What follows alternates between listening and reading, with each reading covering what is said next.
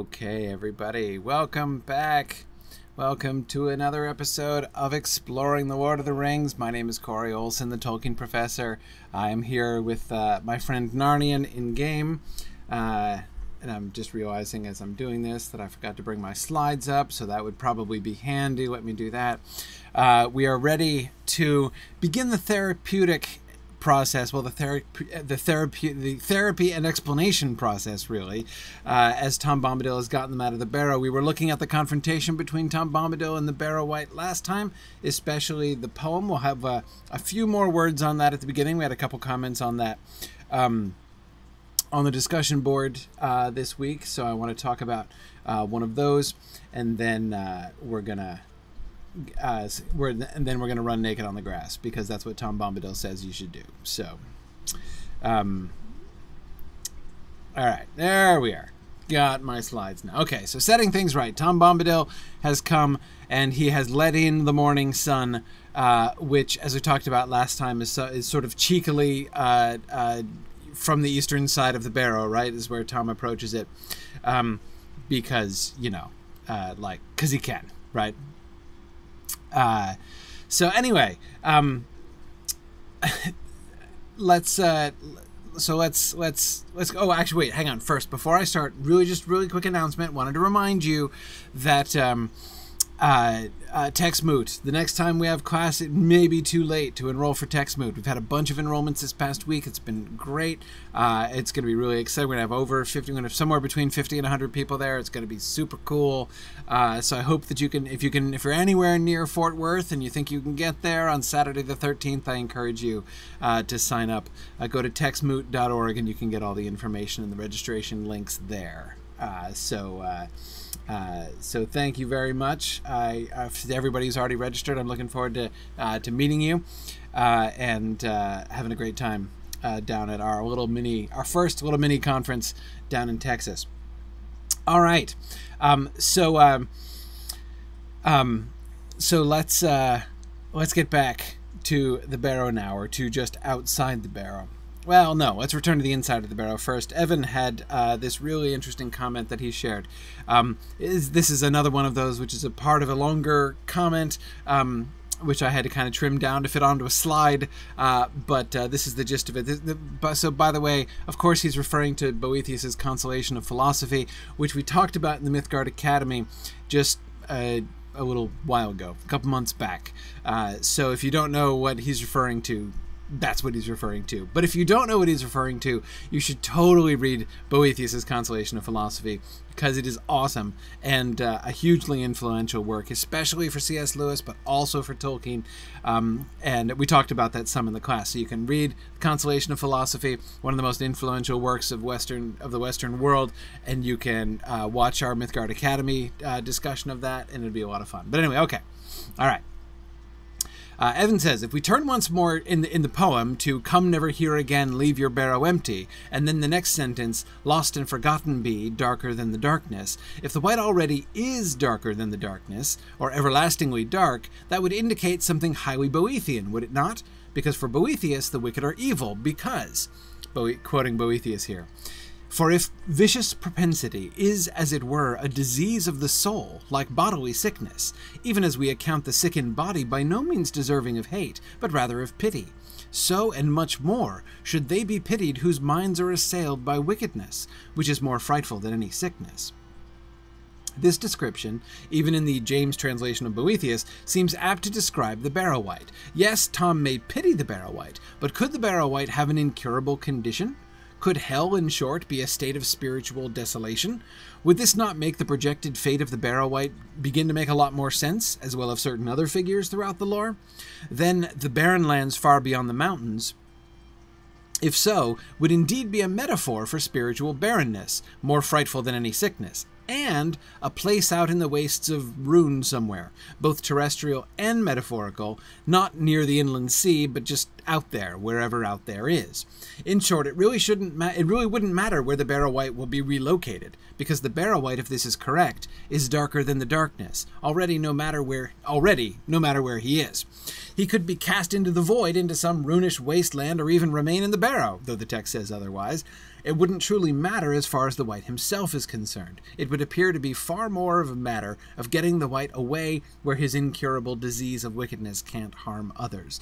I entirely agree with Evan on this. I agree that Boethian passage does point to one of the concepts upon which Tolkienian pity is based. That's why we are encouraged to pity the wicked, not despite their wickedness, but because of their wickedness, right? It is because Gollum is such not only a wretched creature, but a wicked creature, right? And because it is chiefly through his wickedness that his wretchedness comes. After all, what separates Gollum from the other hobbits, right? From the hobbits, either the proto-hobbit creatures that he grew up with, his family, or the other hobbits that we know, right? The principal thing is his choice to go down the path to wickedness, right? And that's what leads him to his wretched life of miserable isolation and, darkness and nasty furtive eating and all that kind of thing underneath the mountain, right? So yes, that same pity for evil because it's evil is... I do agree, something that I think that we can see in Tom's sort of condemnation of the Barrow-wight. And Evan, I think you get really well at what I was trying sort of fumblingly to say, that I think that the sort of the casting out of the Barrow-wight is fundamentally metaphorical, but I agree that doesn't mean it's not also geographical.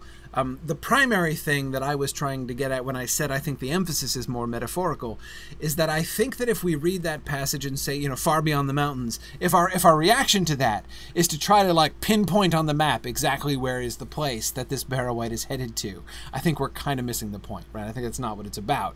It's about the fact that he is he's going away out there, as Evan says, somewhere off into the indeterminate distance. That has, of course, the sort of spiritual, moral significance, right? But it also does mean, and again, I agree exactly with Evan's interpretation there. His casting out is not a punishment so much as a kind of quarantine. That also seems to me quite likely. I mean, after all, again, like the Barrow-wight, Tom's not doing anything to it that it hasn't already done to itself, right? Remember that the whole spell of the Barrow-wight, the spells of the Barrow-wights were all oriented towards drawing the hobbits into the state of, cold and misery that it itself was already suffering from, right? It's already, but Tom's not when Tom brings in the light and tells it to go away, he's not increasing its suffering or something like that. Again, he's not increasing its punishment. All he's doing is removing it, right? You will never be here to waylay any hobbits ever again, right? Because I'm sending you way far away into the indefinite distance. Yeah, anyway, so I see some of you like Ethelod wanting to talk yet about who the Barrow-wights are. Wait for it. We're almost there. Though, let me warn you in advance, we have not all that much evidence about this, so it's kind of hard to draw firm conclusions. But anyway, some of the evidence that we get here today, or we get in the passages we're going to look at today. So, anyhow. Okay, but anyway, so thanks, Evan, for that. Putting that into a Boethian context, I think, is really, really helpful, and certainly does emphasize that element of pity, which is there even in the Banishment, right? And I think that's really important to remember, as well as, again, thinking about how this works in both ways, right? This works both as metaphor and as literal outcasting, right? So very good. Thank you for that. All right, so let's get back to therapy. The wight is gone, right? All right. At these words, there was a cry and part of the inner end of the chamber fell in with a crash. Then there was a long trailing shriek, fading away into an unguessable distance, and after that, silence. "Come, friend Frodo," said Tom. Let us get out onto clean grass. You must help me bear them." Together they carried out Merry, Pippin, and Sam. As Frodo left the barrow for the last time, he thought he saw a severed hand wriggling still, like a wounded spider, in a heap of fallen earth. Tom went back in again, and there was a sound of much thumping and stamping. When he came out, he was bearing in his arms a great load of treasure, things of gold, silver, copper, and bronze, many beads and chains and jeweled ornaments. He climbed the green barrow and laid them all on top in the sunshine. Okay, so a couple things here. First, one little side note for those of you Lotro players who are here. I suspect that the reason that you find giant spiders, the reason you're attacked by evil spiders in some of the barrows and the Barrow-Downs in the game is that line, the comparison of the severed hand to a wounded spider. Like the concept is suggested, and that's kind of enough to go with. I suspect that actually entered into it. Anyway, okay. So what do we see here? First, notice, first paragraph, we have the actual banishment of the white, right? And one thing that I would observe, do we have any evidence here that the white is incorporeal? I kind of think so, or at least the spirit that's leaving seems to be incorporeal. He doesn't see anything. Part of the inner end of the chamber falls in with a crash, right? I'm not quite sure what to make of that. Exactly.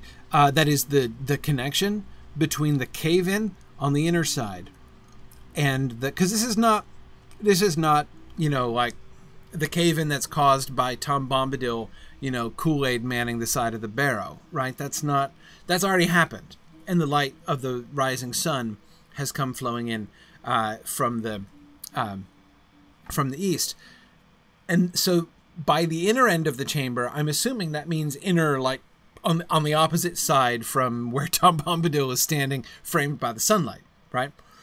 So I think that's got to be sort of where the white is over there. One has to think that when as soon as Tom Bombadil's voice is heard, because you can remember they hear it before they see it, right? Frodo can hear him singing through the walls before he breaks the walls open, and the light breaks in.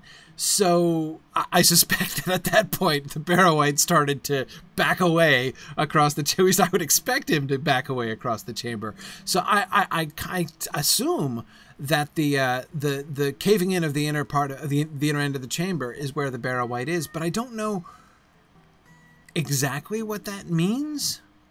I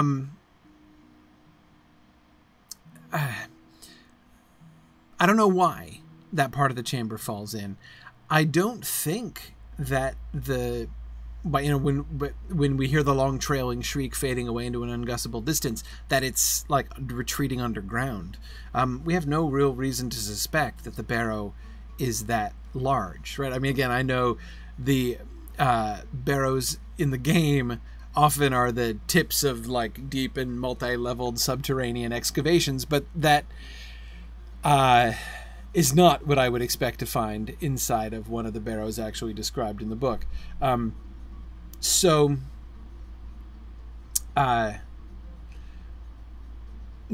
is wondering if it could it be a result of its being banished? It could be literally blasting its way out. That's possible, but again, see, I incline against a reading of this passage that says the Barrow-Wight in a physical form, because like he clearly had, or at least was animating a physical form, right? Frodo felt actual hands, saw eyes, right? Felt actual hands on him, and there was an actual physical arm that could have its hand broken off, right? Reaching for the actual physical sword lying across the Hobbit's neck. So the fact that the Barrow-wight was using a body, a physical, tangible body, to interact with stuff is pretty clear, right? What is less clear to me is whether the Barrow-wight is taking that body with it when it leaves, right? Leaving it clearly is, right? And of course we know to expect that because Tom Bombadil has issued several statements in the imperative mood, and we know what happens when Tom Bombadil speaks in the imperative mood, right? At least in his little domain. So the Barrow-wight is leaving. I don't think we can imagine the crash on the inner part, because like that's where the white physically was, and it's busting through the wall on the other side and running off away. I don't think so, because the fact that Frodo describes it as fading away into an unguessable distance, right?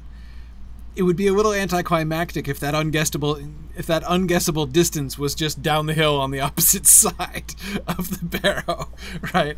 I mean, that is to say, I don't think it's physically running away and retreating in that way. I think that the fading away into an unguessable distance is the much swifter and much more direct retreat of its spirit, and that what Frodo is hearing when he hears the shriek fading away, is not even necessarily a sort of a purely physical sensation, right? That he's perceiving its departure in a sort of a more spiritual sense. Mad Violinist, I agree that that seems likely. Okay, so a couple theories here. Catriona says, could Tom have collapsed the ceiling to firmly bury the body? He is the master of the hills. Absolutely. Could Tom Bombadil cause that cave-in at the same time that he makes that command? Could burying the previously animated physical form of the Barrow-wight, could burying that in, earth and stone be part of the banishment process, that that Tom Bombadil is doing? Yeah, that seems to me quite possible. And the Mad Violinist's suggestion that it's the final breaking of the spell of the barrow that Tom will prevent him from returning by piling the treasure on the mound. Right, exactly. That it's part of that process. We will see Tom, and we'll look at this, I think, in the next slide, Tom explaining that what he's doing with the treasure is explicitly intended as a kind of spell, right? I mean, he is performing a kind of rite of his own, which is explicitly designed to prevent the white ever coming back. So it does seem, so Mad Violinist, I think I would agree with your reading. I mean, others are plausible as well, but to me that seems likeliest, that it's part of the breaking of the spell of the barrow, that it being the white, that its tomb should be buried under in that sense.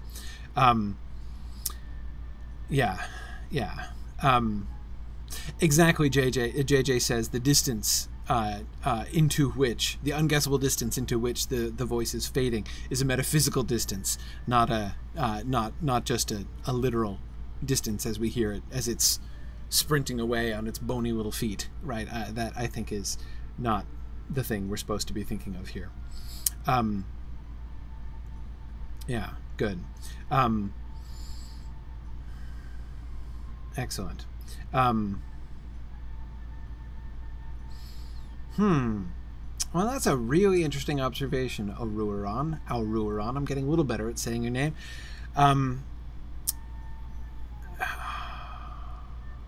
So Alruaron is remembering the description of the wail of the ringwraith that they heard in the wood below Woodhall, right? Which is described as a long-drawn wail came down on the wind and ended on a high piercing note.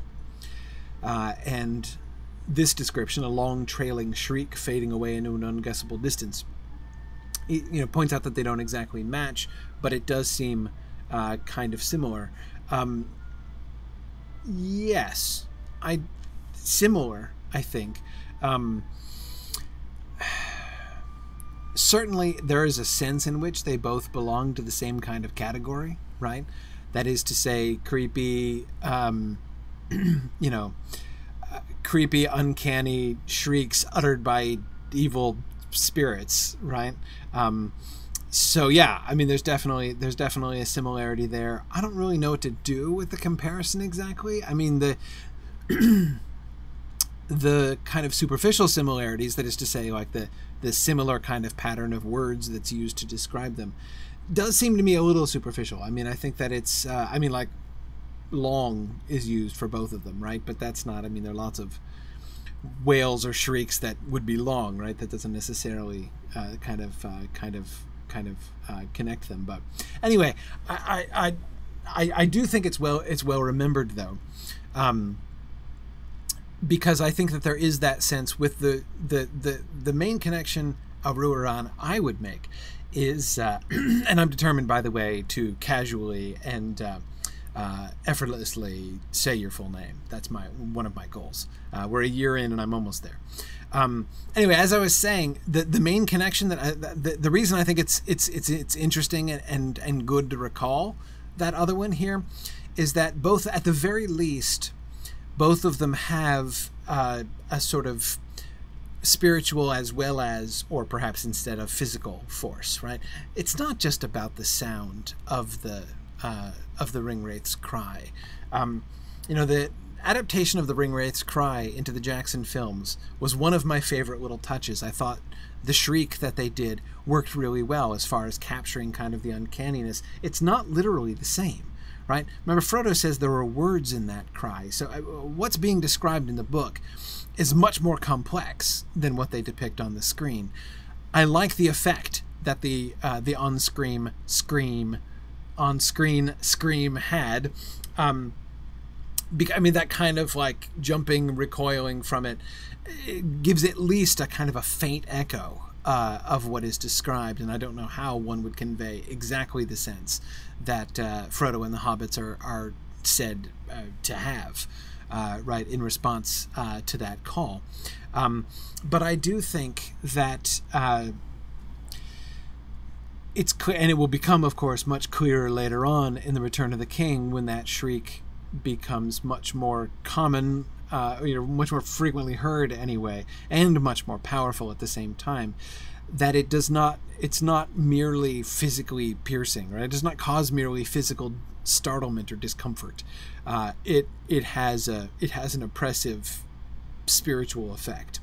And so the fact that it is in that sense connected to or similar to the long trailing shriek of the Barrow-Wight spirit that we hear, I think that to me, that's the real link between the two of them. Yeah. Yeah, okay. Yeah, Tillian, I so agree. You know, I mean, that so many of the issues that people have with the film is just part of the intrinsic difficulty of interpreting some of these literary concepts into a visual format. You're absolutely right.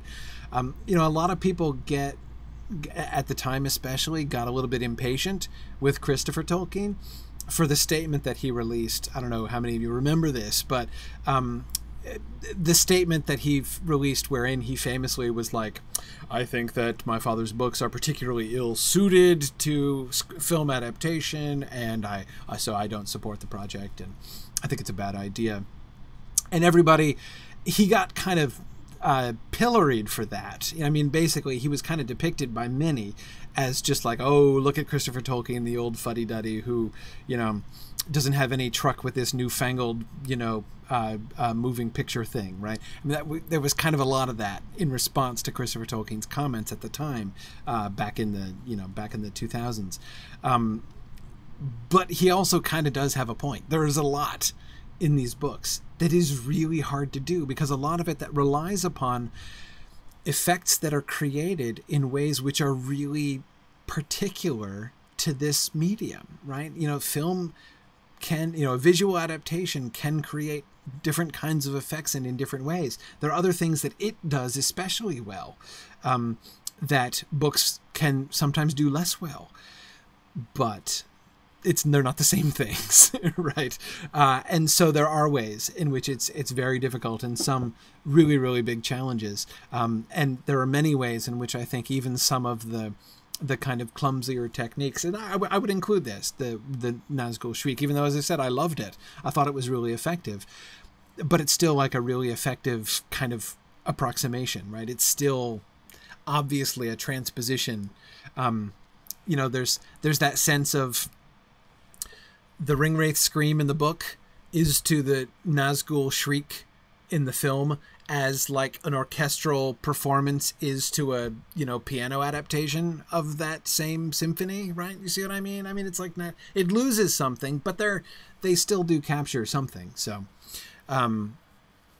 yeah. Anyway, good. All right. But yeah, sorry, I'm not gonna get too distracted in doing a general discussion of the films. How did I get on that? The Nazgul Shriek. Oh my goodness. Okay, I got to be more careful. But anyway, still, it's all good.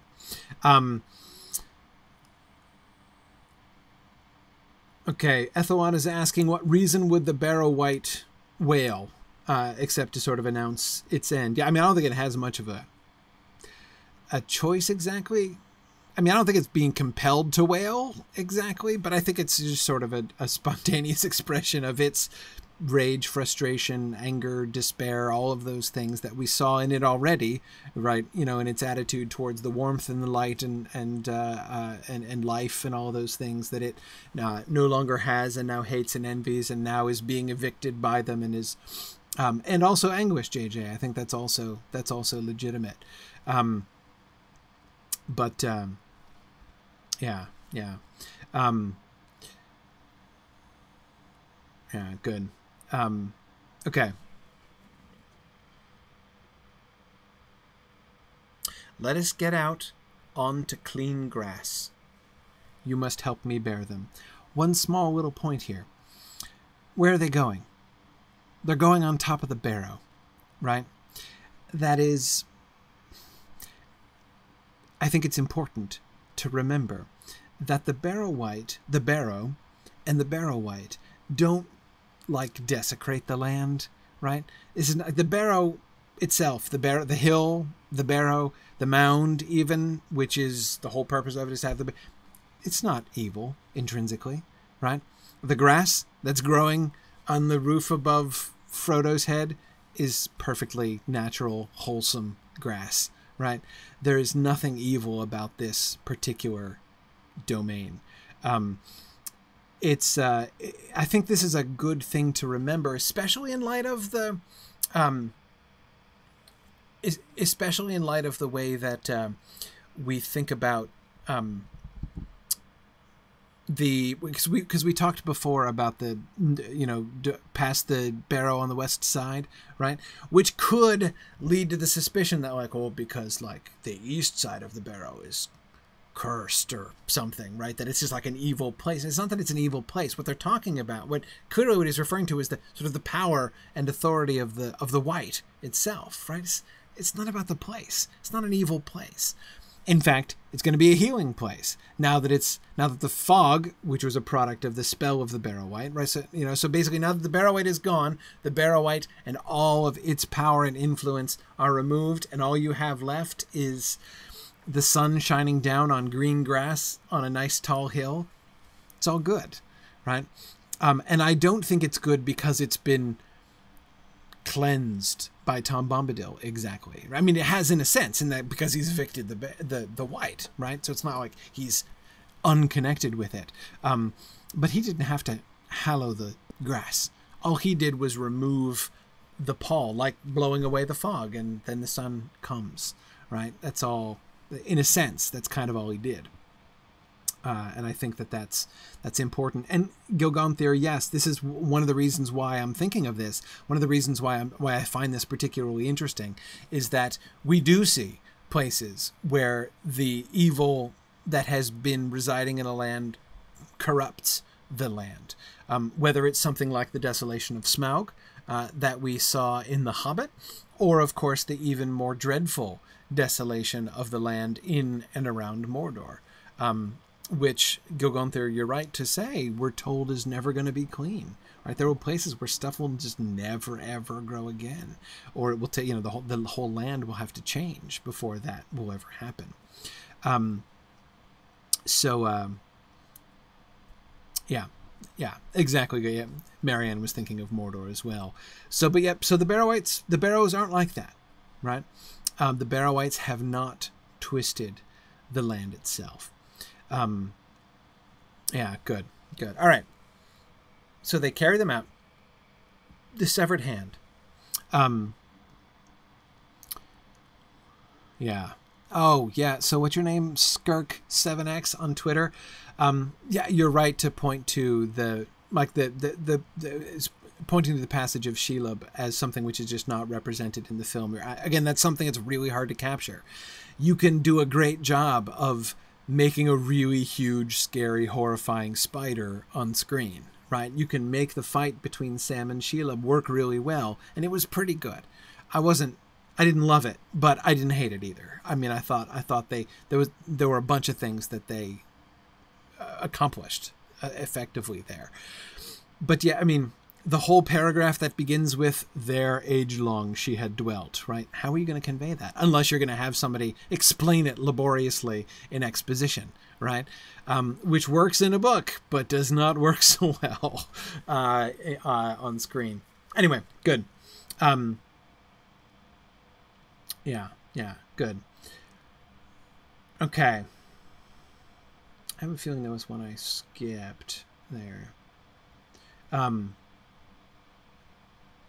Yeah, Matt, that's a really good point. Matt points out another interesting difference between reading the book and seeing the thing on film. Matt points out that if we were to see, if we were watching a film, right, and we see the barrow partially collapse within, we would want to understand, he says, the engineering aspect of it, right? That is, so like, how much of it collapsed? Why did only that collapse? When we go outside, are we going to see the part of the barrow sunken down, right, where it collapsed, right, down over the burying place? And in the text, we don't have to worry about how much earth and stone fell. Maybe it was a small fall. Maybe it was the whole thing collapsed. Maybe part of the half of the barrow is caved in, and they just don't mention it in the text because it's not important, right? Whereas when you're just visually showing the whole scene, you've got to make those decisions, right? You don't get to just kind of forget about it. But anyway, okay, that's a good point. A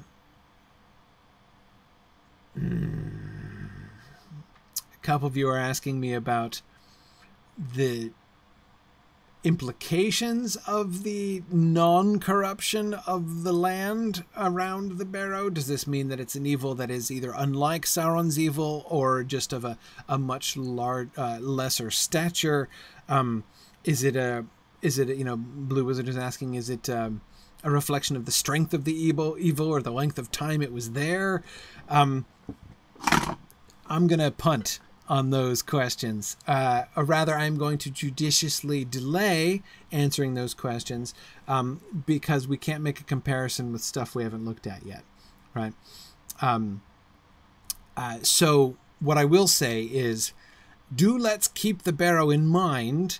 I don't want to flash forward because we're not looking at those passages in their contexts yet, but we can retain this in our steel trap memories for when we do get to other references, when we come to other places in the text where we will see the corruption of an evil resident and see if we can do some comparing and contrasting there, right? That would be the proper way to do it. So that's why I'm not going to answer that question. So, all right, let's keep going. Let's keep going. So where were we going? Oh yeah, the severed hand. We didn't talk about the severed hand. As Frodo left the barrow, we're still on the first slide. As Frodo left the barrow for the last time, he thought he saw a severed hand wriggling still like a wounded spider in a heap of fallen earth. It's wriggling still. That's interesting. Isn't that interesting? Why should the hand be wriggling? The Barrow-wight's gone. In almost any assessment, you'd think that the agency, right, that is animating whatever body it was using. I mean, I think we established, we used to have some pretty good evidence, some pretty good reasons to think that the Barrow-wight was inhabiting a physical form, right? Inhabiting mind, right? The fact that it is left bits of it behind suggests to me further that this is not just a manifestation, but an actual thing, right? Let me explain what I mean. Some creatures, like the Valar, for instance, the Maiar, they are spiritual beings. They don't have bodies. They're not, they didn't have a mom and a dad, at least not in the later mythology. The Valar do have kids, and some of the Maiar are their kids in the early version of the mythology, but Tolkien cuts that. I'm pretty sure but that was going away. Somebody remind me. In the 1937 Quenta, in, what's it called? The Lost Road? Do they still have kids? Do Manwë and Varda still have kids in that story? I don't remember. I don't think so. I think they're gone already. The parenting thing. But anyway, whatever. Point is, it doesn't matter. They don't have bodies, okay? They're just spiritual creatures, but they can manifest bodies. And you may remember the explanation that Tolkien gives of this in the Valaquenta in the Silmarillion. He compares it to us putting on clothes, right? We can adorn ourselves in certain ways so that we take on a particular appearance, for the sake of meeting people. And that's the same reason that they have the same relationship with the bodies that are manifested and with which elves and men at times have interacted.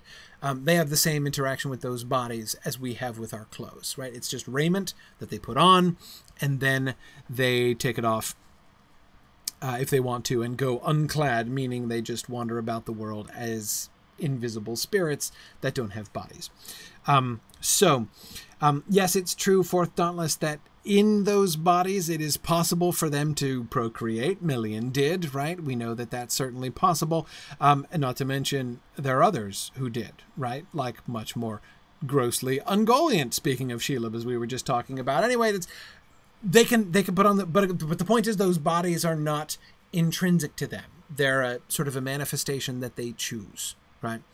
I don't want to get too much into the details of that. The point is, they don't have the bodies that they have. They're not real bodies. So, if we conclude that the Barrow-wight had a physical form, which he seems to have had, right? Grabs Frodo, presumably carries him down, physical hand on the sword hilt, all that stuff, right? If the Barrow-wight has a physical form, there are one of two possibilities. Either A, it is a spiritual being that has manifested itself in a physical form, right? Like the Valar can do, or it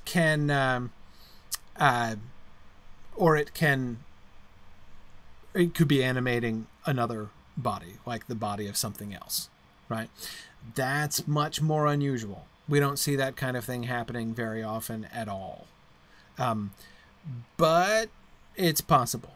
For instance, werewolves, right? Werewolves are the spirits, evil spirits that have been brought in and kind of shoved into the bodies of monstrous wolves, so that the physical body of the beast, of the wolf, is animated by the malicious and intelligent spirit, right? That has been bound to it in ways which are unpleasant for wolf and spirit alike. Now, so this is the question. Which one happened with the Barrow-wights? Were they spirits that are just I am manifesting itself, and I choose to manifest myself as a desiccated corpse, right? Because I can, right? And it's because it's kind of me, right?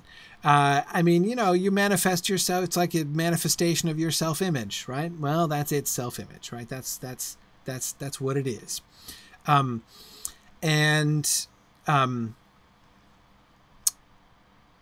So it would not shock me to find that it was just a manifestation in that way.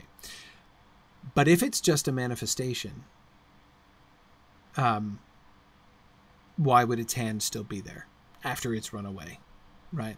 I don't think that would happen. I can't imagine that would happen. Yeah. Mad Violinist, could you give me that quote?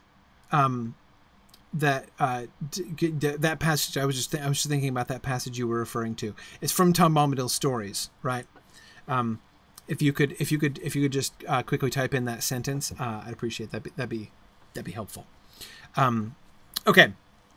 So this seems to me, therefore, the fact that its hand is still there suggests to me that this was a physical corpse that was animated by an evil spirit. So that would suggest, therefore, that werewolf spirit is to wolf as Barrow-Wight spirit is to corpse. Right. That would seem to me to be the safer conclusion there. But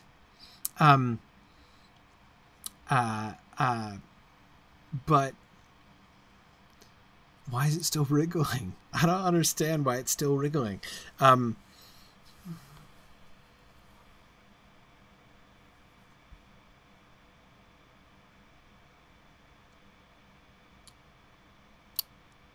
Yeah, I can't think of a good answer to that question. It doesn't seem to fit either model, really. JJ's wondering if whatever animated the body is distinct from the evil spirit. Or if possibly the arm and hand are not exactly the same.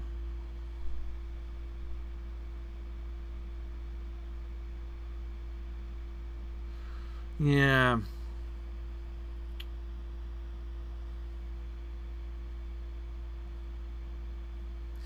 Hrothgar is wondering if it might be lingering traces of the white spell after long occupation of the Barrow. Possibly. I can't help but think... thank you, Matt. Oh, good. Matt and Fourth Dauntless, both of them, found the quote for me.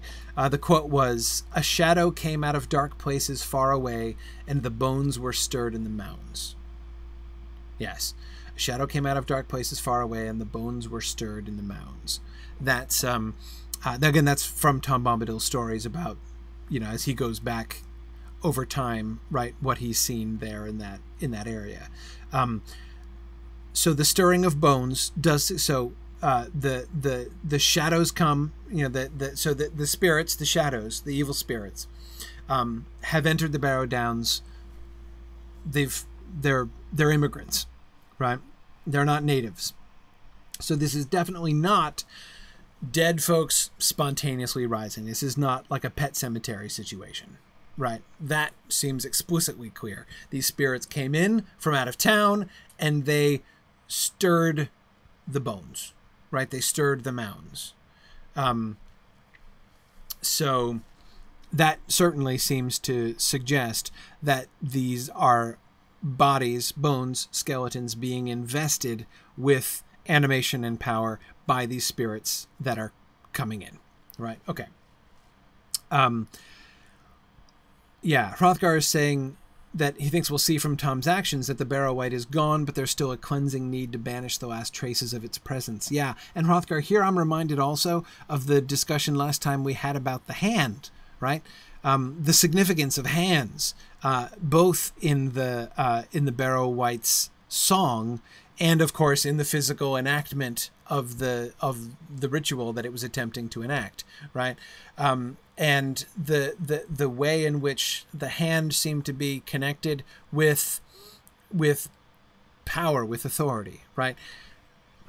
The severed, wriggling hand that Frodo sees on the floor of the barrow seems to me to be to suggest, to be connected with this idea of the power of the Barrow-Wight that has been broken, right? Or that is, Hrothgar, as you remind us, is passing away, but it's not snuffed out like a candle, right? The Barrow-Wight is fleeing, but that doesn't mean that all of its power is totally gone. That doesn't mean that all of its spells are immediately snapped out as if they never were. And Hrothgar, I agree with you that Tom's further actions suggest if they just walk away right now, if they just picked up Frodo or Merry, Pippin, and Sam and just walked off, right, and didn't do anything else, that the power of the Barrow Wight would not be completely broken. Tom's chased it off, right, but has not necessarily ended its authority. There is a sense in which, symbolically, right, its hand still remains over the barrow, right? Its hand is still present in the barrow, literally and figuratively, right? But the hand of the Barrow Wight is like twitching and wriggling and spasming, right? It's not doing well. It's only mostly dead, however. So they've got to be careful about it.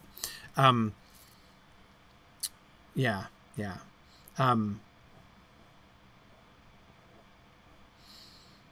Good. And yes,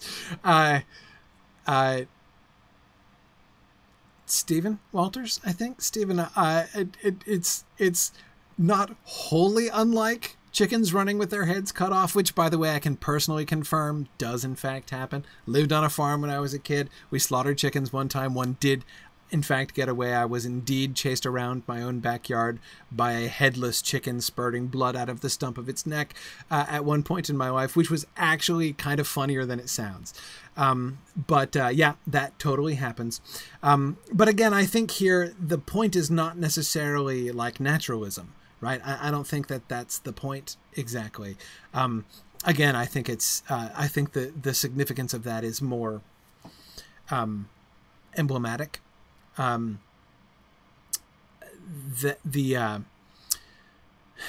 image, the severed hand wriggling still like a wounded spider in a heap of fallen earth, that snapshot, that's like a snapshot of the state of things right now, right? Yeah.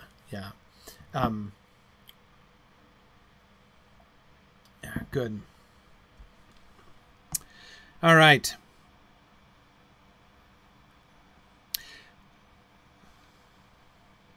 I'm really interested, by the way, in the fact that Tom Bombadil is not just scattering the treasure, he's sunning it. And that has an interesting history.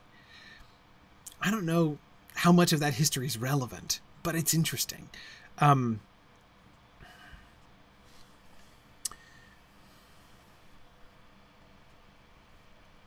Oh, sorry. Matt asked, do I think it's emblematic or highlighting the horror of the scene? Both. Absolutely. Yeah. I mean, I think that it's an emblem. But I think it's like, it is such an apposite emblem for that moment because it's so horrifying. Tarloniel, yes, exactly. He's trying to turn the gold into gold. That's just what you do. Okay, because everybody knows that the effect of one of the effects of the light of the planets shining upon Earth is to create precious metals. This is well known, right? Each of the 7 planets, each of the 7 fixed stars, has that effect upon the soil of the Earth. So when the light of Mars, right, predominates over a particular region, it's likely to have an influence over the human population, i.e. in creating wars and things like that. But it's also going to create lead in the ground. Or not lead, iron. Saturn creates lead, of course. Right? It's going to create iron in the ground. The sun creates gold. And you can see at various, it's like a sort of a fairy tale motif. Like you lay your gold out in the sun. You sun your gold in order to cleanse it of its impurities, right? You want to gild your gold, right, with a little extra sunlight. And so, yes, Valori, what we see here is Tom Bombadil scattering fairy gold on top of the mount, which is like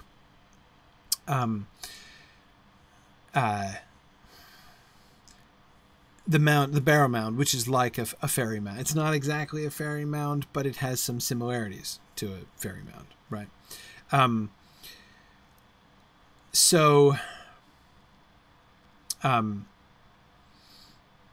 Anyway, okay. Like I said, I don't know how relevant that is. I can't think that Tom Bombadil is laying it out in the sun in order to increase its monetary value, right? That he's trying to sun, but I can't. I can't really get away from the fact that he's doing it, right? And laying it all out in the sunshine. Now, it's just as likely that that's, Tolkien's not thinking of that particular property of sunlight, but rather that he's thinking of just the whole light versus darkness thing that we got inside the barrow, right? So this treasure, which has been brooded on and influenced by a Barrow-wight for a long time, right? Just as a couple of you were talking about the dragon treasure, of course, and the influence of a treasure over which a dragon has brooded for so long. And Matthew Herschenrudder is asking, would things have been different if Thorin and company had spread out the horde of Smaug on the mountainside first, right, before they, stuffed it in their pockets? Who knows? Couldn't hurt, right? But it does seem perhaps that it is something like that as well. That certainly seems more in line, kind of symbolically, with what Tom Bombadil has been doing than we've seen. So, okay. Hey, I know. Let's look at slide 2. Doesn't that sound like fun? Let's do it. Let's do it. We can't be stopped. There he stood, with his hat in his hand and the wind in his hair, and looked down upon the 3 hobbits that had been laid on their backs upon the grass at the west side of the mound. Raising his right hand, he said in a clear and commanding voice, "Wake now, my merry lads, wake and hear me calling. Warm now be heart and limb, the cold stone is fallen. Dark door is standing wide, dead hand is broken. Night under night is flown, and the gate is open." Okay, I see you guys on the Twitch chat making fun of me. Half of you are saying, hey, 2 slides. And James is saying, look out, there's a poem. I get it. Okay, couple things first, then the poem. And it's going to be so efficient. It's going to be amazing. Okay, so what do you notice there in that first paragraph? He's laid them out on their backs upon the grass at the west side of the mount. The direction, again, seems to be important. And it's interesting because the sun is coming from the east, right? So he's not laid the hobbits in the sunshine. Instead, he's laid the hobbits facing west. And again here, remember, just as I was suggesting before, that the whole east side of the barrow thing, given the way that Tom talks about the green grass growing up on top of the mound, the east side I don't think that the east side of the mound is itself sort of specially magical, nor do I think that the west, was full of evil magic, nor do I think that the east side of the mound is intrinsically like that patch of earth, right, is full of good magic in the same way. But rather, both the east and the west side are rather pointing towards to outside influences, right? On the east side of the barrow, you are facing the shadow. That is where the shadow came from, right? It's the Barrow-wight's influence, which is exerted more on the eastern side than on the western side of the barrow. Why? Because there is another power, right? Some other power had a hand in the west side of the barrow, right? The side that is facing towards Elvenhome and Valinor, to the light in the west. Apparently that has some influence, right? Tom suggested it in his advice before they left. He suggests it again in his laying the 3 comatose hobbits on the west side of the mount. How does that work? Who exactly is doing it? But we have no idea. All we know is that, again, but based upon those 2, on the words and actions of Tom Bombadil, apparently it matters. Apparently it makes a difference. Yeah. Hrothgar has pointed out also that the eastern side of the barrow is now scattered and full of lumpy treasure, so it would have been extremely inconsiderate of Tom Bombadil to have laid them out on top of the very uncomfortable treasure that he has sprayed over there, spread out over there in the sunlight, right? Perfectly fair point. Raising his right hand, he said in a clear hand again. Right, here's Tom's hand lifted over the hobbits, just as the Dark Lord was going to lift his hand over Dead Sea and Withered Land, just as, and remember, their own hands were going to be, cold be hand and heart and bone. Their own hands were going to be cold.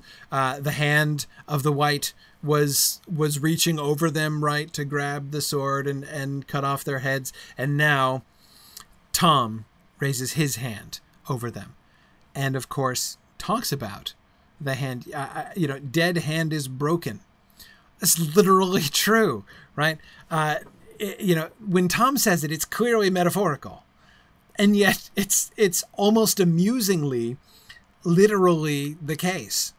Remember, even broken, remember we talked about the interesting significance of that the hand wasn't sliced off, it wasn't chopped off, it was broken off when Frodo hit it with hit the wrist with the sword. And that word, broken, is again repeated by Tom Bombadil. Here, dead hand is broken. But here I am, look at me, skipping to line 3. Wake now, my merry lads, wake and hear me calling. The repetition of wake. So not only does he give them a command in the imperative mood, he repeats it twice, right? Wake, wake. Okay, so we're in the imperative mood 3 times in the first line. Wake, wake, hear, right? Tarloniel, that's a really cool point, isn't it? She says it seems strange that it's wake and hear me calling, not the reverse, right? Hear me calling and wake up. Yeah, no, those are 2 different processes, right? First, wake. Second, hear me calling. Because the command to wake is not the same as the call that he's giving to them. This is not the last time that we will see somebody brought back from a comatose near-death situation by somebody calling to them, and their spirits responding to the call of the one calling to them, right? So those seem to be separate processes, the waking and the hearing him call. Warm now be heart and limb, the cold stone is fallen. Here he is, I don't know, parodying? That doesn't seem quite right. Reversing, certainly, the White's own poem, right? Cold be hand and heart and bone, and cold be sleep under stone. Nevermore to wake on stony bed, never till the sun fails and the moon is dead, right? That was the White's song. Cold be hand and heart and bone, and Tom echoes that. Remember we talked about the verb mood there, right? How the White starts off by singing in the subjunctive, right? Cold be, let it be cold. It's not a direct command, right? But a statement that the thing should come to pass, right? So yes, Mad Violinist, this is a direct counter of the White's spell that it was holding over again, got the different hand, right? The hand of blessing of Tom Bombadil, Marianne, as you say, instead of the hand of death that was crawling towards them over the ground like a spider. Warm now. I love the now. Right, cold be hand and heart and bone. Warm now be heart and limb. The cold stone is fallen. The cold stone features heavily in those first couple lines, right? Cold be hand and heart and bone, and cold be sleep under stone. Nevermore to wake on stony bed, which is presumably cold, right? The cold stone was what held them. It was the bed upon which they were sleeping, but it was also like the thing that they were supposed to be emulating, right? Let their warm and living flesh become like cold stone. And you will recall, of course, that cold stone is one of those things that they were told not to mess around with by Tom Bombadil unless they have hearts that never falter, right? And interesting, remember back to that line, right? Don't be messing with old stone or old whites or cold stone. What does he say? Somebody remind me of that line. Somebody look that line up too. Unless ye be fearless folks with hearts that never falter. Frodo did have to be somebody whose heart never faltered. And fortunately for all of them, Frodo's heart did not falter, even under the direct even when the ring piles on with its own direct temptation on top of the spell of the Barrow-Wight, right? So it's actually kind of interesting. Like, it's not to say that it was a good idea for Frodo to go messing about with whites and barrows, but it's still, like, it turned out to be okay that he did so. Yeah, good. Don't you go meddling with old stone or cold whites or prying in their houses unless you be strong folk with hearts that never falter. Thanks, James. Appreciate that. That's exactly the line. Old stone or cold whites. So he's combining those two with the cold stone, picking up directly on the image that the cold be sleep under stone that the white was giving. Dark door is standing wide, dead hand is broken. Night under night is flown, and the gate is open. Okay. Dark door is standing wide, dead hand is broken. Both of those things, I think, are similarly, on the one hand, he is describing what is there. Hey, look, there's a broken hand wriggling in the dirt right over there, right? And hey, there's a dark door in this barrow that is standing wide, right? I mean, really wide. I blew it open, right? It is wide. It's standing wide open and cannot be closed again, right? Because Tom Bombadil blew it off its stony hinges. So both of those things, literal descriptions of the scenery, right? But obviously more have a greater significance. If we didn't attach to them a greater significance yet in our earlier looking at those passages, at the sort of the prose mentions of these things, Tom's appeal to them in his song should certainly make us think more metaphorically of this, right? Both of them work. The dark door is standing wide. The dark door that was closing them in, right? Remember Frodo's waking up and realize the horror, the terror that he feels when he was in a barrow. A Barrow-Wight had taken him, and perhaps already he had fallen under the terrible spells of the Barrow-Wight. So the door was closed. He was trapped. The door is open, right? Escape has already happened. The power of the dead hand is already broken, and of course, as is the literal dead hand.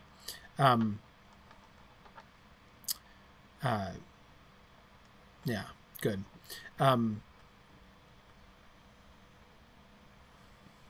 Yeah.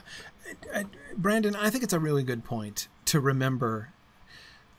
Let us not forget the strength that Frodo shows here in the barrow, right? It was kind of a big deal. It was kind of a big deal what he did, right? What he was able to do. The victory that he won over the barrow, calling out to Tom Bombadil, was already a victory, right? That wasn't running away. That wasn't like just, phoning a friend, right? That was winning. To recall, because we know that the Barrow-Wight spell, the fog, the Barrow-Wight spell, was actively preventing him from remembering Tom Bombadil, right? But he remembers, so he overcomes, he wins, he defeats the spell of the Barrow. Remembers Tom Bombadil, remembers the verse, and sings it. And as soon as he names him, it's good, right? It's completely broken. Yeah. Yes, it will be intriguing to compare this sequence a long time from now when we get to the Witch King on Pelennor Field, Aruran. Absolutely. Yeah. We should definitely remember this scene when we get there. We should also remember this scene when we get to the Balrog, right? There are a number of places where battles of the kind that Frodo was fighting a battle of the kind that's almost impossible to depict in a visual adaptation. Yeah, that kind of battle. We'll see that on numerous occasions. Yeah.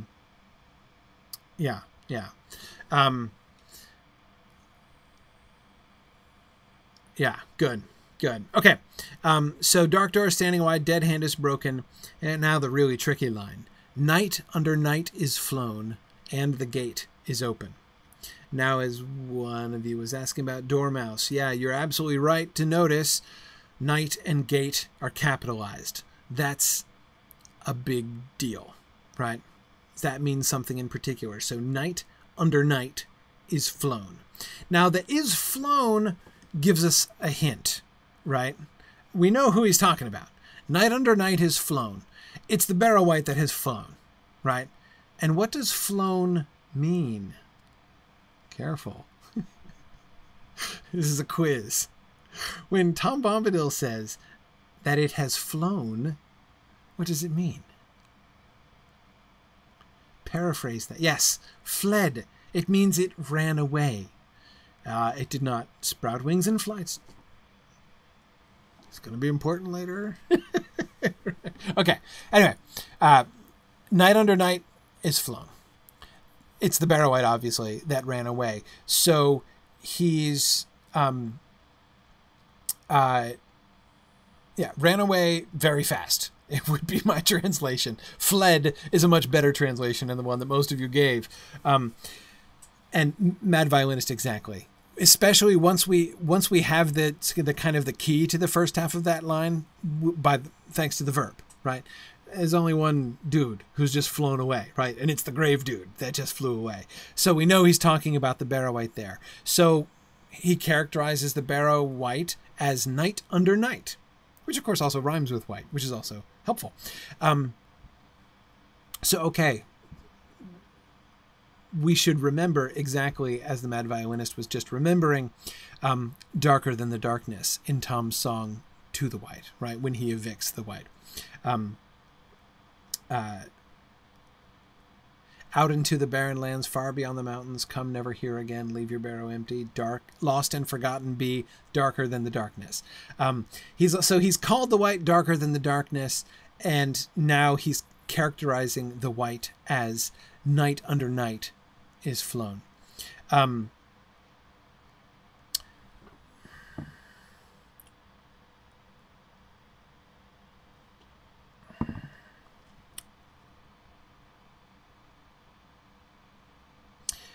Capital N, night. What does that mean?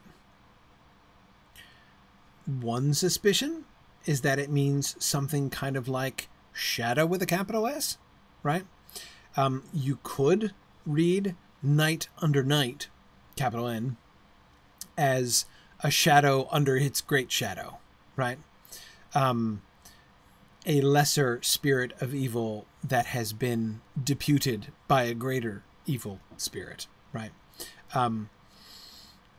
That, I think, is one reading. I don't think it's the only possible reading. We could see the capital N night as like the endless night. Again, remember we were talking about this in Tom's poem last week, thinking about the sort of potential connection between the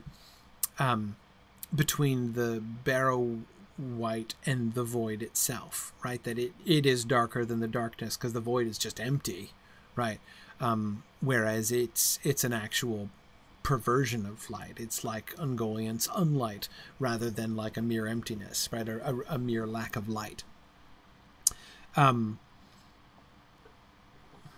Yeah, exactly. Fourth Dauntless, we do see night capitalized in that way. Keep an eye. There's a reason I keep coming back to Ungoliant when I'm thinking about this with the Barrow-wight, and it's Shelob's fault. So when we get to Shelob, Keep this in mind, because this is totally going to be relevant again. Remember the Barrow-wight. Remember night under night is flown. Remember darker than the darkness when we get to Shelob's lair. It's totally going to come back and be important again. And the gate is open. What gate? What gate is open? This is obviously a particular gate, right? What gate is open?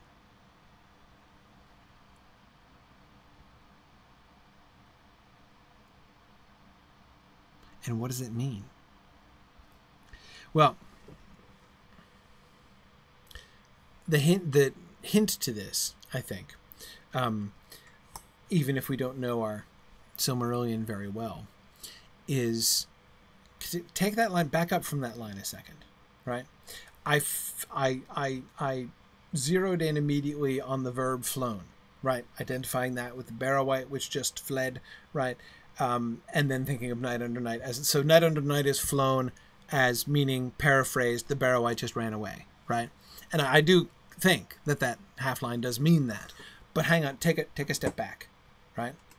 And look at the whole line. Night under night is flown and the gate is open. When night runs away, what happens, right? What do we call that when night runs away, right? We call that dawn. Exactly, Pontine. We call that morning. So in a larger, in a sense, again, sort of symbolically, what he's saying, he's connecting the flight of the Barrow-wight with the departure of night. And indeed, it's literally dawn, right? The sun is literally rising. So the gate in question would be the gate of morning through which the sun comes, right? Yeah. And Matt, I do think it's interesting to think, Matt is suggesting that we could think of darker than the darkness and night under night as kinds of kennings for the Barrow-wight.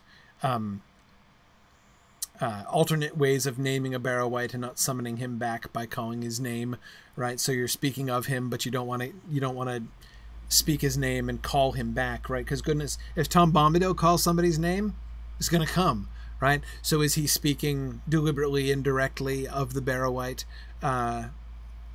Remember, he addresses it in person, right? Get out, you old wight, he says to it, right? Though even that fairly generic, but still, he doesn't talk about it in the same way here. Maybe it does have that kind of sense there, Matt.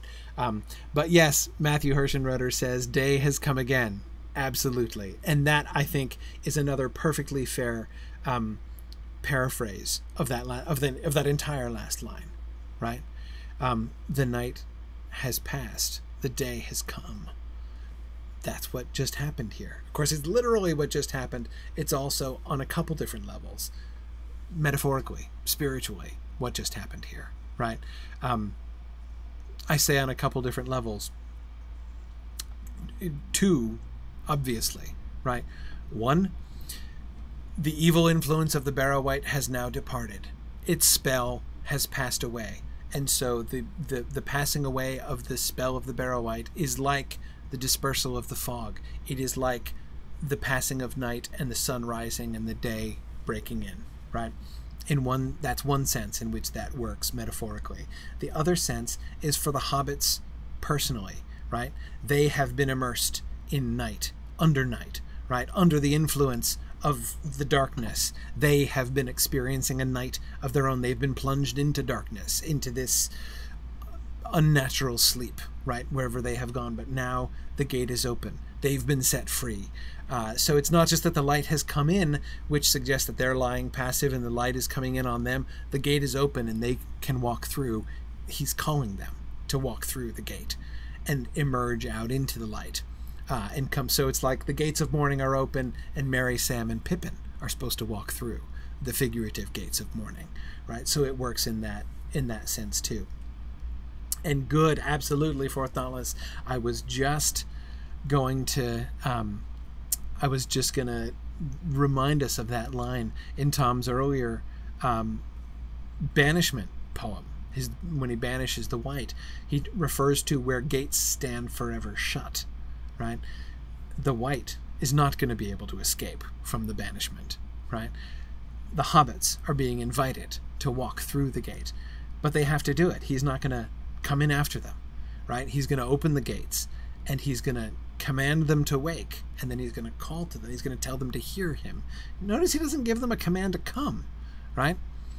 To wake and to hear him calling is what he commanded them to, and then reversing those subjunctive mood stuff, right? May their hearts and limbs be warm. And the cold stone is, I forgot to say, the cold stone is fallen. Notice he shifts into the indicative, right? Statement of fact. Statement of present indicative, right? Commands, subjunctive, warm now be heart and limb, indicative. The cold stone is fallen, dark door is standing wide, dead hand is broken, night under night is flown, and the gate is open. The entire rest of the poem, the whole last 2.5 lines, statements of fact, right? And this is the context, hobbits, in which you should respond to the imperative commands of Tom Bombadil, right? Wake and hear him calling. Warm now be heart and limb, because of the following facts, right? That he then lays out for him. Yeah, absolutely, Irindis. You can absolutely read night under night is flown and the gate is open, thinking about night as death, and the gate being the gateway back to life. Absolutely, absolutely. It's not exactly a resurrection, but it's kind of resurrection-ish. And here I come back to the point that Tony made, which I think is really relevant there. The fact that this looks like Easter Sunday morning, right? With the rolling away of the stone, there's the word rolling is actually used, right? And then the morning sun streams into the tomb, and then the bodies come out and are animated again. Yes, there's resurrection stuff in the air there. So Irindis, I definitely think that that's relevant there. Good. Awesome. Well, that was easy. If we get through this one, I think we're going to be accomplishing something. This is the one I've been looking forward to for weeks. And let me say to start with, I think the most puzzling point of the entire thing. Let me preface this by saying,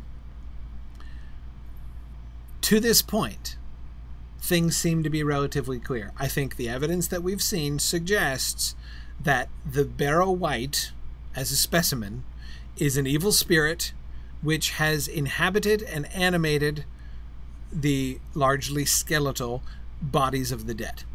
Right? So it is an animated corpse, but it is not the spirit of the animated corpse. So it's not like the dead dudes. This is not like an Oathbreaker situation, right? You're not dealing with this. So it's not like, for instance, Dracula, right? Like somebody who makes some evil pact in his lifetime, and then his unquiet spirit like remains, through his pact with the devil and whatever. It's not like that, right? It's not like that at all. This is not the spirit of the ancient dead that they're interacting with. This is an immigrant spirit, right? This is a foreigner. This is somebody who came in here, and there was a corpse minding its own business, right? This skeleton lying there doing no harm to anybody until the evil spirit, the shadow spirit, came in and was sort of forced into the corpse, just like the werewolf spirits are forced into the werewolves, and then we get a Barrow-wight, right? That seems to be pretty clearly what's happening. And then we get this. Okay. To Frodo's great joy, the hobbits stirred, stretched their arms, rubbed their eyes, and then suddenly sprang up. They looked about in amazement, first at Frodo, and then at Tom, standing large as life on the barrow top above them, and then at themselves, in their white rags, crowned and belted with pale gold, and jingling with trinkets.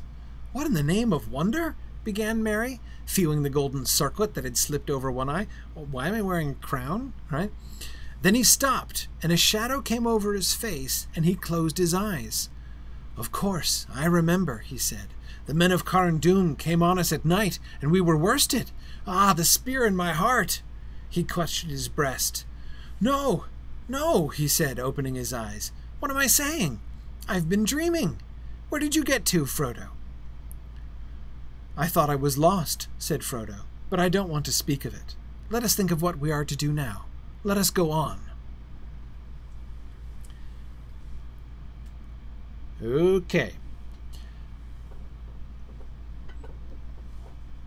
First of all, let us be perfectly clear about Merry's memory here.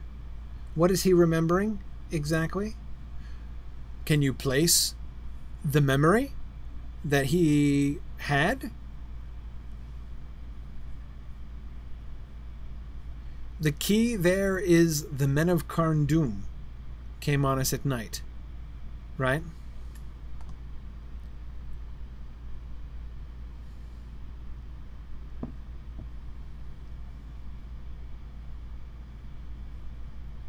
Where's Carn-Dûm? Who's Carn-Dûm? You're right, Karita. The circlet drooping down over one eye is really cute. It's like Karita's comparing it to a Precious Moments figurine. there's a little bit of that air, I have to admit. Right. Carn-Dûm is in Angmar. Carn-Dûm is the capital of Angmar. It is the Witch King's stronghold in Angmar. Therefore, the memory that Merry awakes with, right, the memory of being ambushed by the men of ambushed and killed by the men of Carn-Dûm, right, he took a spear in the heart, is from the wars with Angmar. That means it is most likely a Dunedain memory that Merry wakes with. Now, this is interesting because, of course, the Dunedain did not make the barrows on the Barrow-Downs. They used them. They might have buried folks here, but they didn't make them, right? So it kind of sets it in a particular epoch of history and not the earliest epoch of history. Okay. So why does Merry wake up with this memory? Has Merry been... Now, we know that we know that there were Dunedain buried in that barrow, in that particular barrow, right? Again, not only do we know for sure that the Dunedain used these barrows for burials, but we know that the Dunedain used that particular barrow for burial. Why? Because of the swords, right? There are Dunedain swords in the barrow. So, yes, clearly the Dunedain used this barrow specifically. And Merry, who was asleep, cast into this sleep in that tomb, awakes with the memory that sounds like it could well be the memory of someone who was buried in that tomb. I see no reason to doubt that. How did that happen? What does that mean? Now, this passage has led many to suspect that... Remember when I just said the Barrow-wights were not like an Oathbreaker situation, right? That they were these. So it's not the spirits of the spirits that belonged to those bodies, right? The spirits that are inhabiting the bodies and animating the corpses in the Barrow-Downs are alien corpses or alien spirits to those corpses. Right? The spirits that belonged in those bodies when those bodies were alive have already gone, long since gone, wherever it is that men's spirits go. Right? But many have read this passage as suggesting the opposite. Right? So that, okay, maybe that Barrow-wight was the unquiet spirit of the Dunedain dude. Right? whose memory Mary wakes up with. Maybe that's part of the spell. Because, of course, here's the argument in favor of that reading, right? The argument that I would make goes something like this. Remember, in its incantation, what the white seems to be doing is trying to make them like it. Like he is binding them to himself, right? He is going to lift his hand over them. He's going to, but it's more than just killing them. This is not just like, I'm going to, stab you and kill you. He, again, if that was the goal, could have done that long since, right? There's clearly more to it than that. Something like a kind of integration, a kind of subjugation. So if, therefore, the Barrow Wight itself were the risen and tormented spirit of the Dunedain guy who died in the ambush by the men of Carn Dûm, then that experience of being sort of cursed and taken into the experience of the white, so that's how Mary got that memory, right? Because of the connection between him and the Barrow Wight, who was that guy and so had that memory. That would be the argument. That would be an argument for that position. At least if I were tasked to make an argument for that position, that's the way that I would do that. I disbelieve that reading. I don't think that that's correct. And the main reason I don't think that that's correct is that there is absolutely nothing in Tom's words that suggests that he is setting free a tormented human spirit that has been enslaved against its will. Tom would have mentioned that, right? I mean, if this were some poor Cardolan prince who, died fighting the men of Angmar, but who has been tormented after death by having his spirit chained to his desiccated corpse and going around waylaying poor innocent hobbits and laying curses upon them. I mean, come on. Tom Bombadil would have said something about, hey, dude, be free. Right? And we know that the spirits of the dead that are constrained to go about and continue living in this world, against their will, want to be free, right? When we meet the Oathbreakers later on, we learn that, right? So I think it's very clear that the Barrow Wight is not the spirit of the Cardolan prince. It is not, it's again, alien spirit. It may well be the body. It may possibly be the body of that Cardolan spirit. And this, of course, is even in a sense leading me to wonder if that could be another, or perhaps just an elaboration of the same reading that many of you were giving, of the cave-in, right, in the Barrow, that it could be something like, a hint towards a proper burial, finally. Tom intends no disrespect to the actual bones, to the actual corpse, right?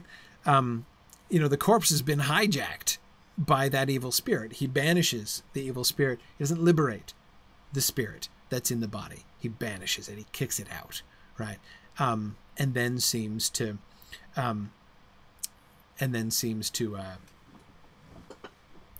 perhaps, sort of gesture towards burying the body. So, I don't believe it. I do not believe, again, it would have to come up. Tom would talk about it differently if he were setting free a unenslaved and tormented spirit of a presumably good, at least person who died on the right side, not breaking his oath, but doing what was right. I mean, fighting against the enemy of, a Dunedain dude who died fighting against the enemies of the Dunedain. Doesn't seem much to object to there, right? Okay. So then where does Mary's memory come from? Why does he identify? Why did he have a dream in which he saw from a first-person perspective the memory of the soul of a dude buried in the... I'm perfectly willing to believe that that's the case, that what Mary saw was true, was a true vision of what actually happened from the point of view of the person who was lying in that tomb, or one of the people lying in that tomb. I'm totally willing to believe that that was the case, right? There are a couple possibilities here. One, Matt, that is an interesting idea, that the treasure itself carries the memories, sort of the haunting of the Barrow. Matt suggesting that's why the treasure needs to be scattered. I think that that's possible. I think that that's possible, that it could be part of the spell of the Barrow-wight, this sort of holding on to things. I'm not sure. I'm not sure. Here's why I'm not sure. One of the things that I am guided by in my reading of this passage is, what is the effect of it? Right? You know, so I mean, like, it's not a fail-safe, you know, rule of thumb, but it's pretty good if you want to know who's sending a vision. You know, is it good guy sending a vision, or is it bad guy sending a vision, right? One question to ask is, what is the effect of the vision, right? What impact does the vision have on the one who receives it? We know what the influence of we know what the Barrow-wight was going for. We know what its influence on people was, right? What is Merry's reaction? Did he experience the kind of horror and fear that was threatening to paralyze Frodo? I'm not sure. I don't think so. I remember, he says. The men of Carn Dûm came on us at night, and we were worsted. Ah, the spear in my heart. He remembers the death. He remembers what happened. But is that a bad thing? Is his experience, is he overcome with fear? I don't see it. I don't see it. Is it possible, or rather, let me say more positively, it seems possible to me that this identification could have a positive impact on Merry, may indeed have a positive impact on Merry. Ethelot is saying, could this experience motivate him to kill the Witch King? I mean, I don't know that it's exactly motivation, but the narrator will tell us when Merry stabs the Witch King in the back of his mighty knee with this sword that he removes from this barrow, that Tom removes from the barrow, technically, that he who made it long ago would have been pretty pleased to know its fate, right? He would have been stoked to find out that the knife that he had forged had helped to bring about the destruction of the Witch King of Angmar. That would have totally been a win, right?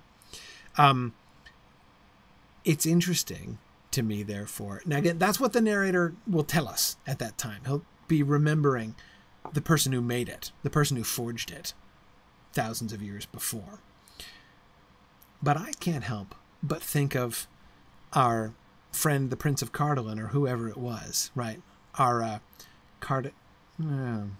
adjective form, Cardilanian? Our Cardilanian dude, right? Through whose eyes Merry saw during this vision, right? Is Cardilingian. I like that. It's wrong in so many ways, but that's hilarious. Torlonial Cardilingian. I'm gonna use that, Tarlonial, just because it's hilarious. That's way too good. Cardilander is also pretty good, JJ, but Cardilingian, that one obviously wins. Anyway, okay.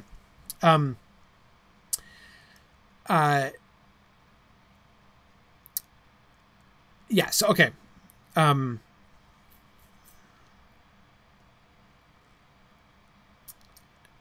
saying the narrator is referring back to the guy who forged the knife.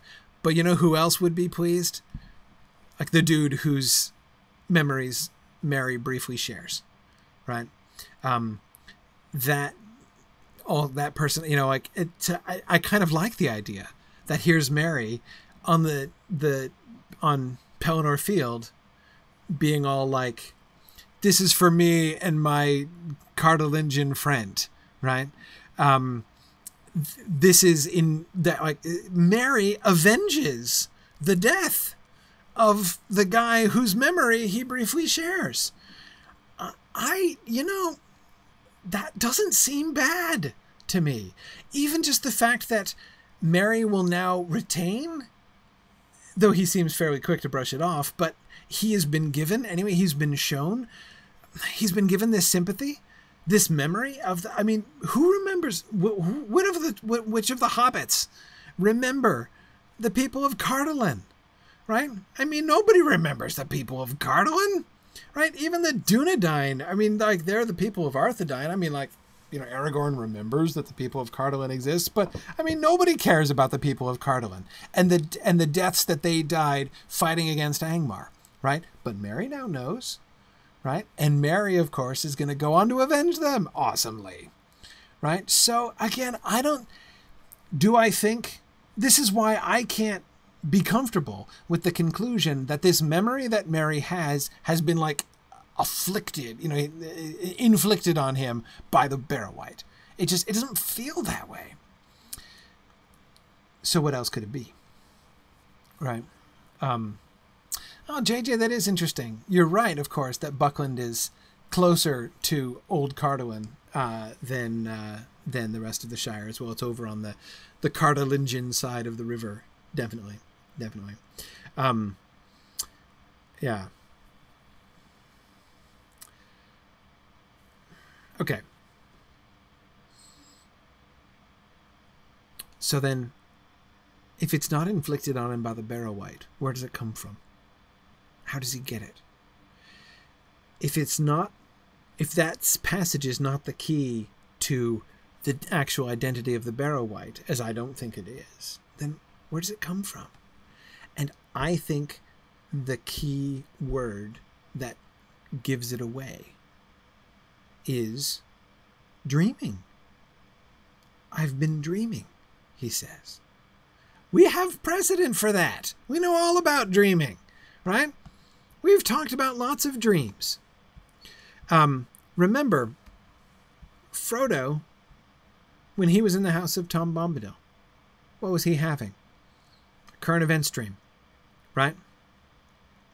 Well, okay. It was a recent events dream, in fact. It wasn't literally current events, right? But it was a recent events dream.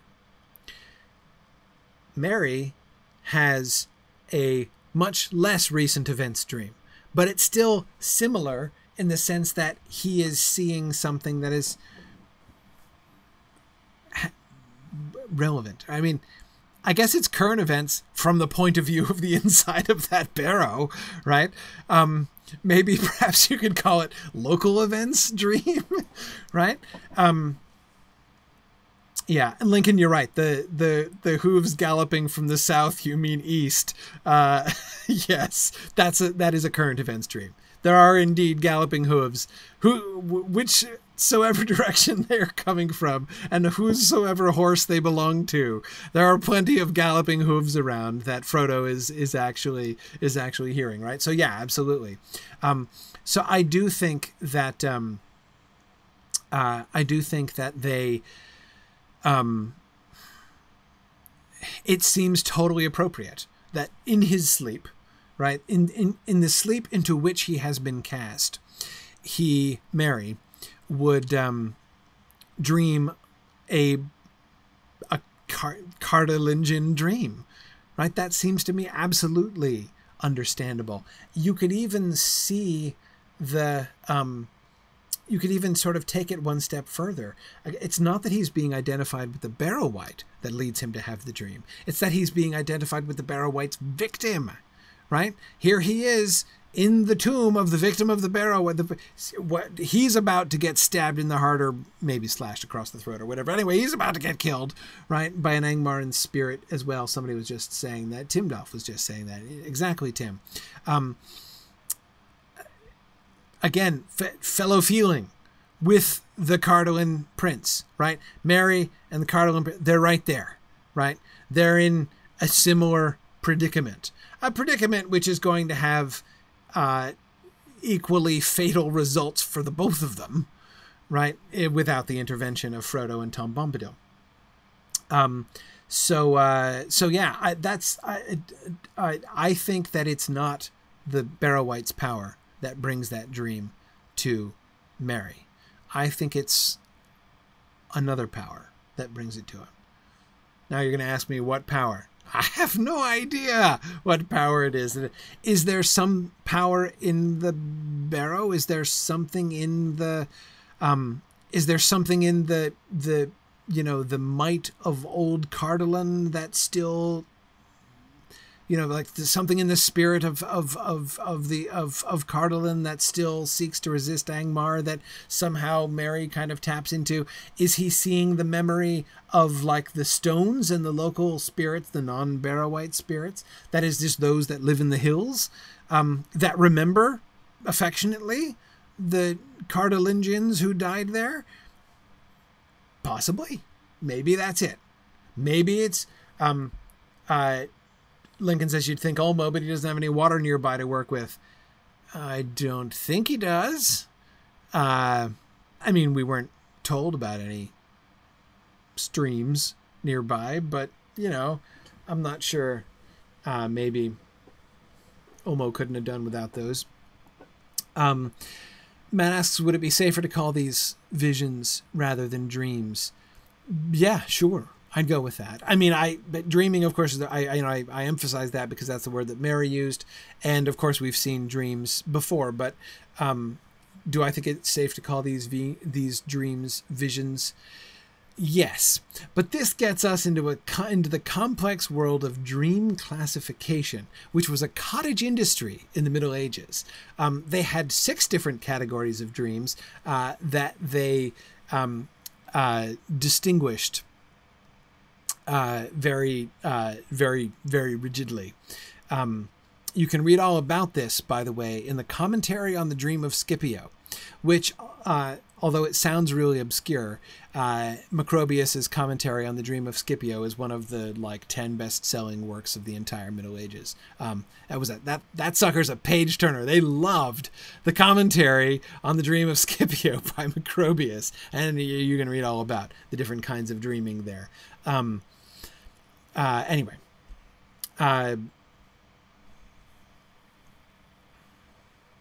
So again, can't explain all the mysteries of Merry's vision, but on the whole, looking at it from the big picture, I can't think that this was a vision that comes from the Barrow-wight. Which Scipio the Younger, I think. The references to the end of Cicero's Republic, when Scipio, upon his death, ascends up into the third heaven and looks down upon the world and has a conversation about the world and how it works. And so it's the commentary on that part of Cicero's treatise that Macrobius was. Anyway, it's like one of those super geeky medieval things. Yes, it's modern geeks who read it, but I mean like the medievals reading it were geeks. Part of medieval geek culture basically was the love of Macrobius. But anyway, yeah, cool. All right. And there I am going to stop, because this is a good place to stop. Well, let me just finish the slide briefly. Frodo doesn't want to speak of what he went through in the Barrow, which is interesting. On the one hand, this is a gesture of humility on his part, right? It's kind of good. I mean, it speaks well of Frodo that he doesn't say, when he says, where did you get to, Frodo? That Frodo's response isn't, where I got to was saving your butts. Did you? Let me tell you about how I took that sword and I broke off the hand. It was about to cut your throat, but I totally stopped it, right? He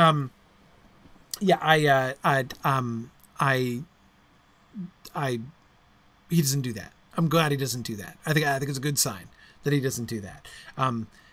especially in light of his recent ring temptation, the fact that he takes the non-self-aggrandizing route is a good one. But I think there's more to it than that. This is not just humility.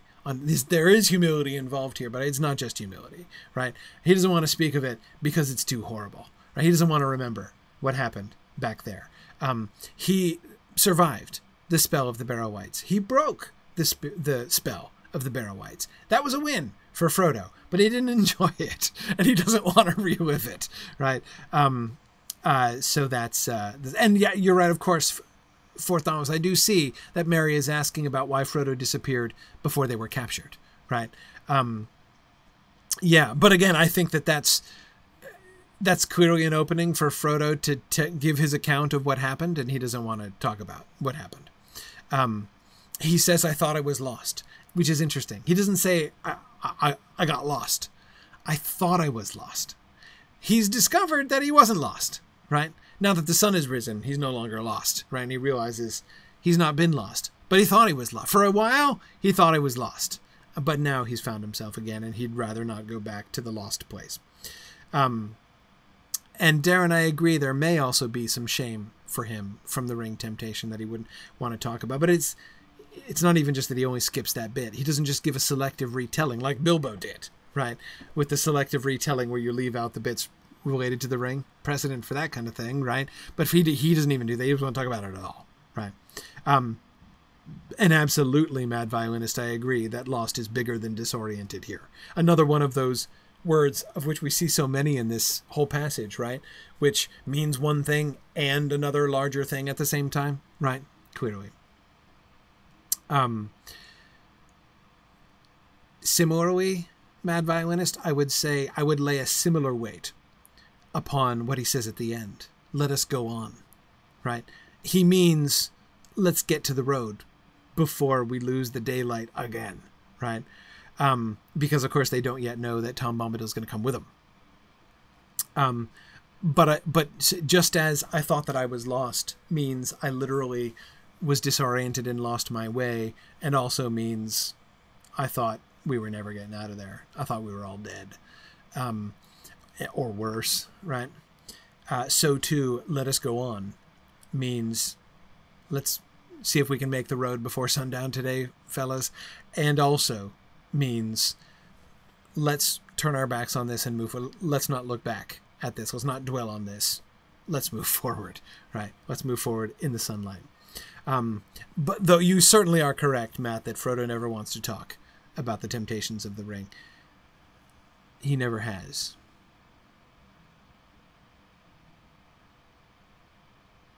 He doesn't tell Gildor about it. No, he doesn't tell Gildor about it. No. He never has mentioned it to anybody. Okay, cool. All right. With that, I'm going to stop. We got through 3 slides tonight. We are so close to the end of this chapter and our arrival in Bree. Okay, we're still like 4 pages away, but that's okay. Exactly, Lincoln says, okay, guys, just so we're clear, last night never happened. Got it? Kind of like that. A little bit more constructive than that. But yeah, that kind of thing. Okay, so I'm gonna call an end to our textual discussion here tonight. We're gonna go on our field trip. I think we ended the text at a really great place to be segueing, because tonight we're going to be looking at the Barrow-Downs in the Lotro game world, and the way that to me by far the most interesting part of the Barrow-Downs adaptation within the game that the Standing Stone folks have done, because they incorporate the Cardolingian presence there in the Barrow-Downs, which I think is really fun. So we're gonna head over there. Thanks. So I'm gonna say goodbye to folks on Twitter. Thanks very much for joining me, you guys.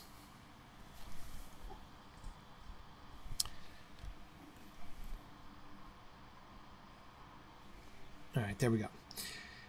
And excellent. So I'm gonna switch over to the game here. Okay.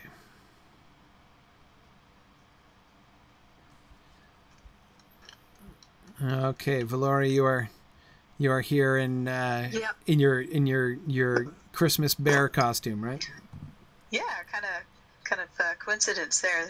This is our last one before Christmas. Yeah. I'm saying it because you might not be able to see it on the stream. Her character's name is Goat Yule, which means Merry Christmas in various Scandinavian languages. I just had my greater extended, largely Norwegian family. Just had With a name like Olsen? exactly, yeah, exactly. We just had our gathering where we sang Christmas songs and stuff together for like an hour and a half, and sang several carols in Norwegian. So we just did some Goat Yule stuff, explaining to the children. Gonna leave some porridge out for Nissa. Yeah, we don't actually go that far, but we do, sing Norwegian songs and dance around the tree. It's very fun. Anyway, all right. So we're gonna head out. So again, I'm just planning to ride out. Those of you, if anyone who's coming in, we're on Arkenstone tonight. Anybody coming in from outside, we'll wait for you briefly at the crossroads again, and then we'll just head on horseback down. So I think we don't have the Barrow-Downs are convenient to get to from Bree, so we can just head straight there.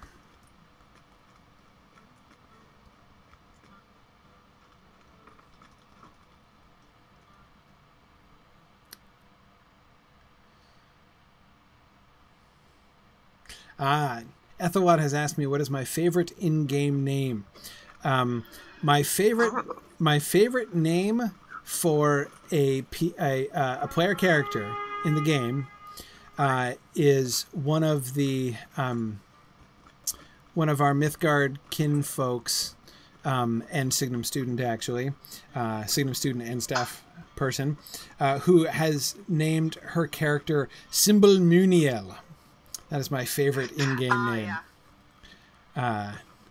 I believe she also, in a feat of overachievement, has another character whose name is Oyolosiel, which is really going above and beyond the Call of Duty. But yeah, Symbol Muniel is definitely my favorite character name. Well, Rachel, my tangent artist cohort, who's Yes. usually with Mythgard, is there.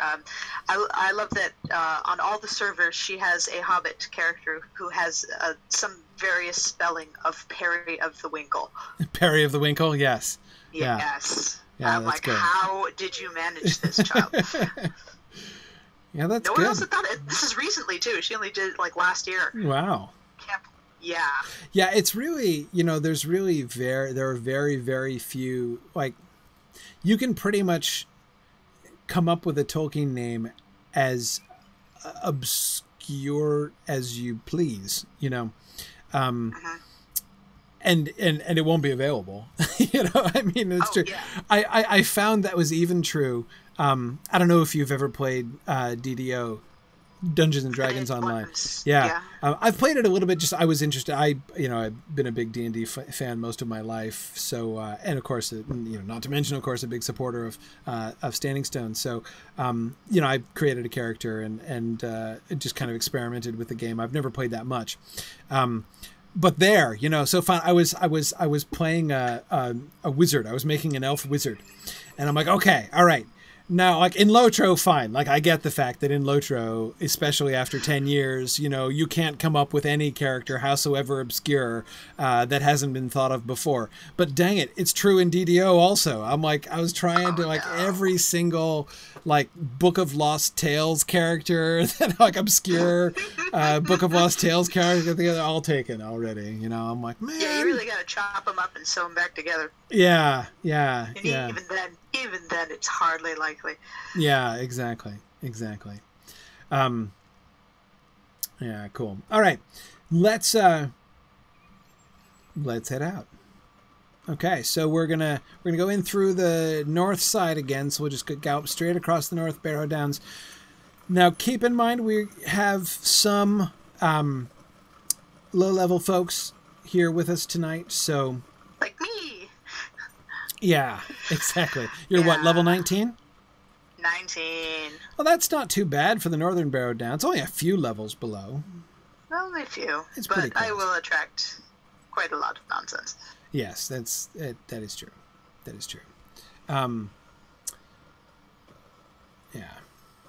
And yeah, Amathorn, you're right. When you're trying to start a new Locho character and you just spend hours and hours coming up with the perfect name and every single thing you come up with is already taken, it is completely demoralizing. I have so been there. Yeah. No, the new High Elves coming out.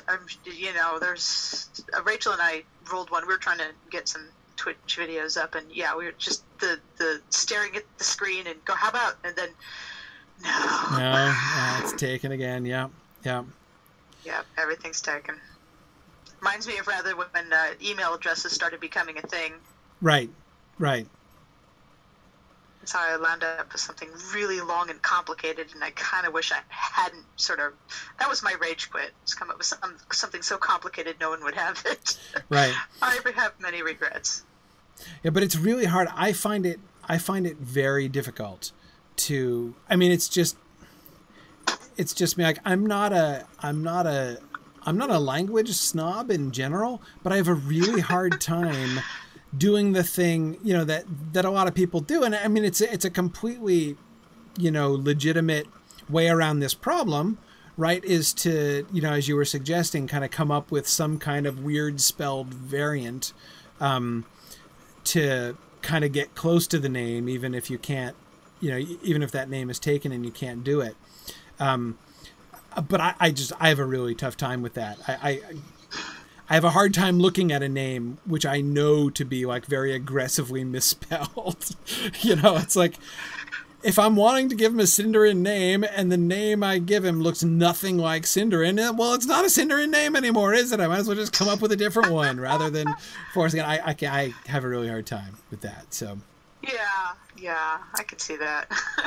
Okay, let's see. Let's stop and make sure the whole family's here together. Now, watch out for. Kill some things, probably. Oh, he's doing. Yep, here we go. No, man, things are yellow out here. This isn't a few levels. Yeah. Let's see.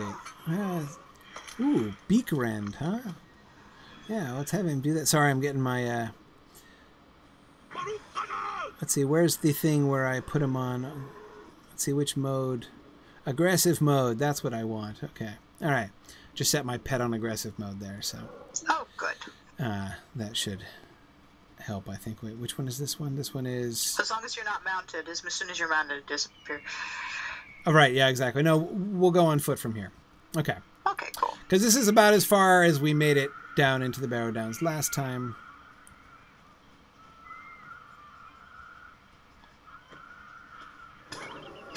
Okay, all right. That's good. That's helpful.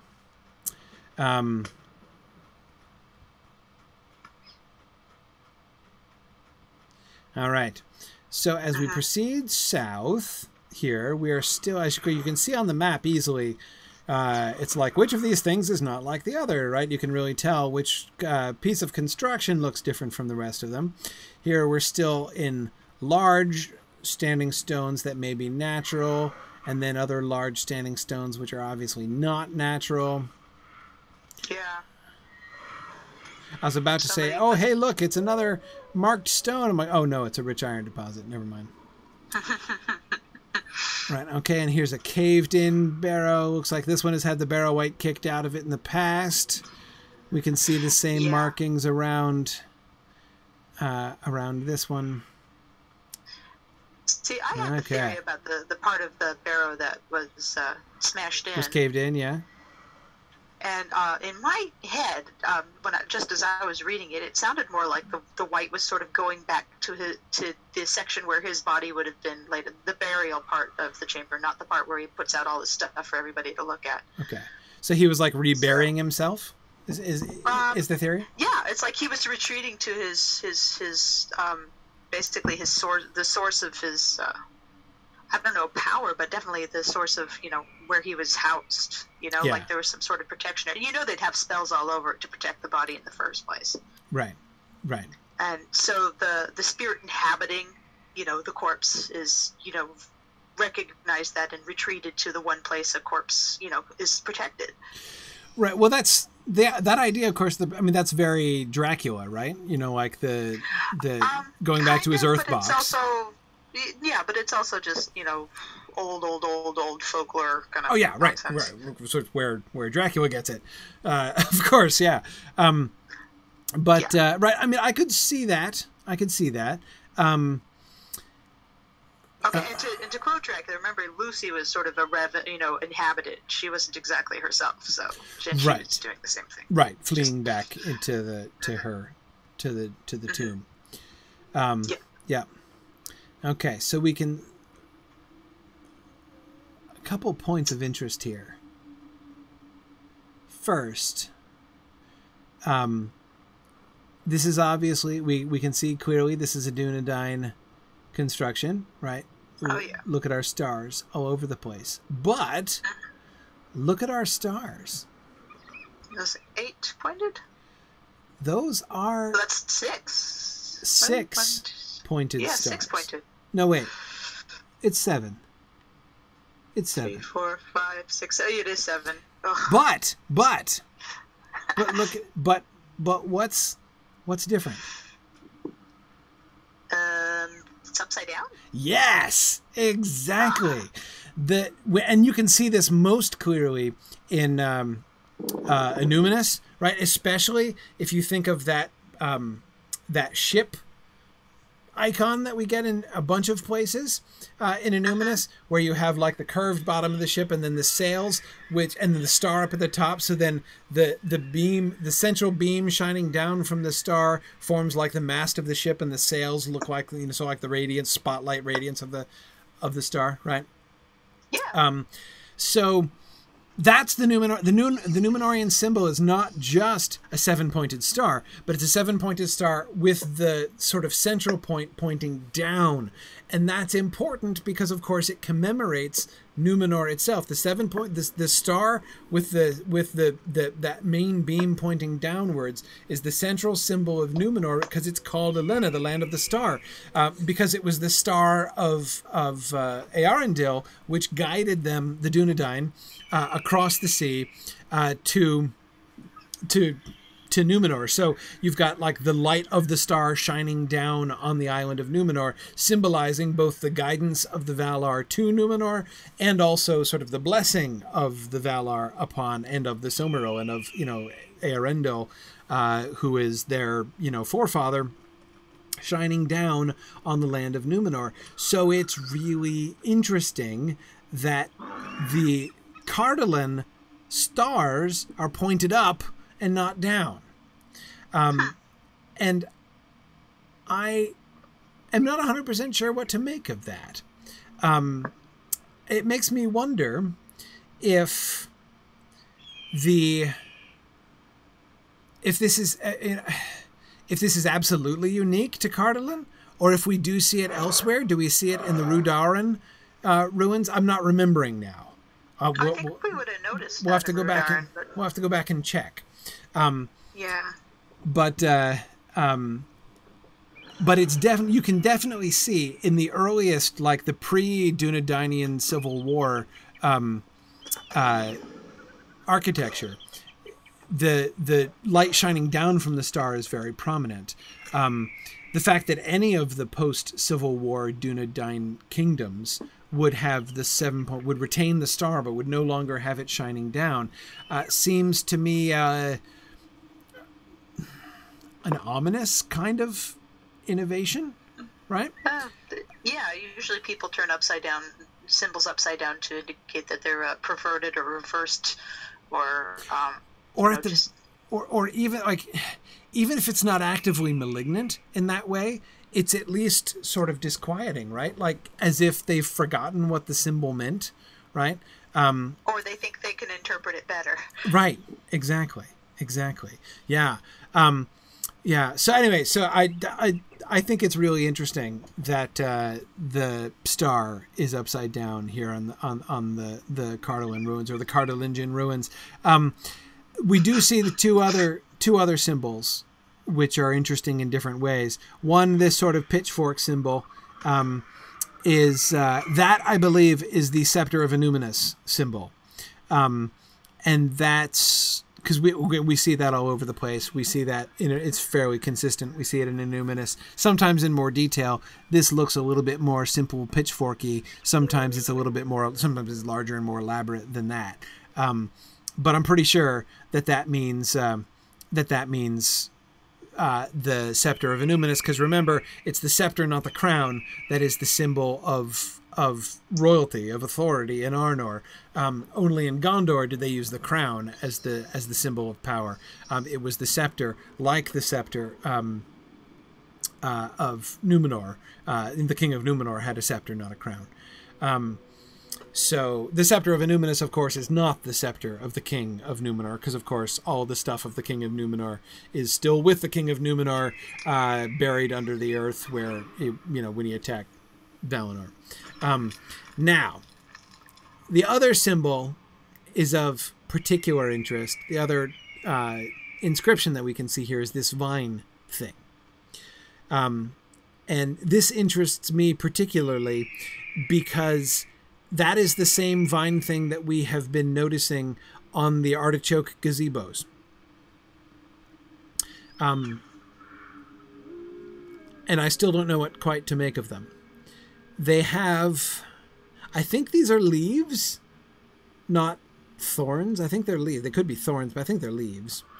And there are, 1, 2, 3... That's a branch. 4, 5, 6, 7, 8, 9. Are there 9 leaves? I think there are 9 leaves and 2 little branches on this. I'm just trying to figure how this, because I mean, most symbols like that are kind of meant to be interpreted, iconographically like that. Yeah. So I don't. Not quite sure where we're looking. Yeah, I mean, we get them. They're fairly common. It's clearly not just a Cardoan symbol. We've seen it in Rudauran territory. We've seen it elsewhere. I mean, Grifflet just came across an artichoke gazebo that had those same things with the same statue down in the Dunbog in South Dunland. Mm-hmm. I think what's interesting is all these stars around the what you call them, the tops of the columns, the capitals. Yeah. Oh, the capitals. Sorry, Yeah, these are much more intricate with the stars than I've seen before. Yes. Yeah, and of course they have the 7 stars, right? So you have the 7 pointed stars. So you got so that's all good. But like as you say, it's upside down. Yeah. They did some work doing that. Usually I think they just, it's so easy to just take a design and drop it somewhere else, but they really just do pay attention to all these little things on this area and that area. Right. Pontine asks a really interesting question. Could the vine, could it be a branch? Could it be the branch was... Could it be a fruit or vine from the white tree of Numenor? That's an interesting question. Commemorating Isildur's stealing of the fruit from the white tree before its destruction. Possibly. Yeah, I don't know. It looks like it looks like a sprig of rosemary, actually. It kind of does. I agree. Those kind of do look like rosemary needles. I guess needles would be the word to describe it. I'm not sure. I own a bush. I have no idea. Yeah. Yeah, we do have the 7 stars. Fourth Dauntless, I don't think there's any suggestion of the 7 stones. There are statues that you can see around here that will sometimes have somebody holding a stone, which I take to be a palantir. But you don't normally see them represented.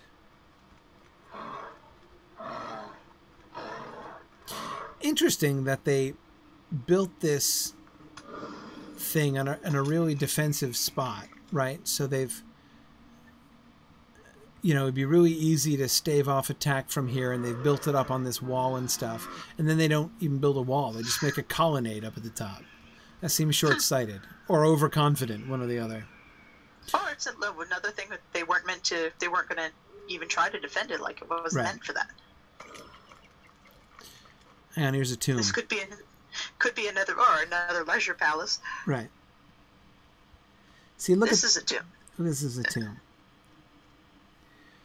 Again with the upwards pointing star. Yeah. And the topmost point, it could just be the angle. But doesn't it look darker? Different? Not so much on the end, but on the side. Couldn't say. We're getting shadow there. Sorry, no, yeah. Get out of the way, Signum, you. Yeah, over here.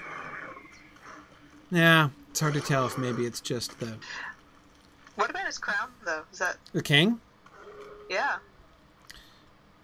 Oh, look, he's got the vines all around him.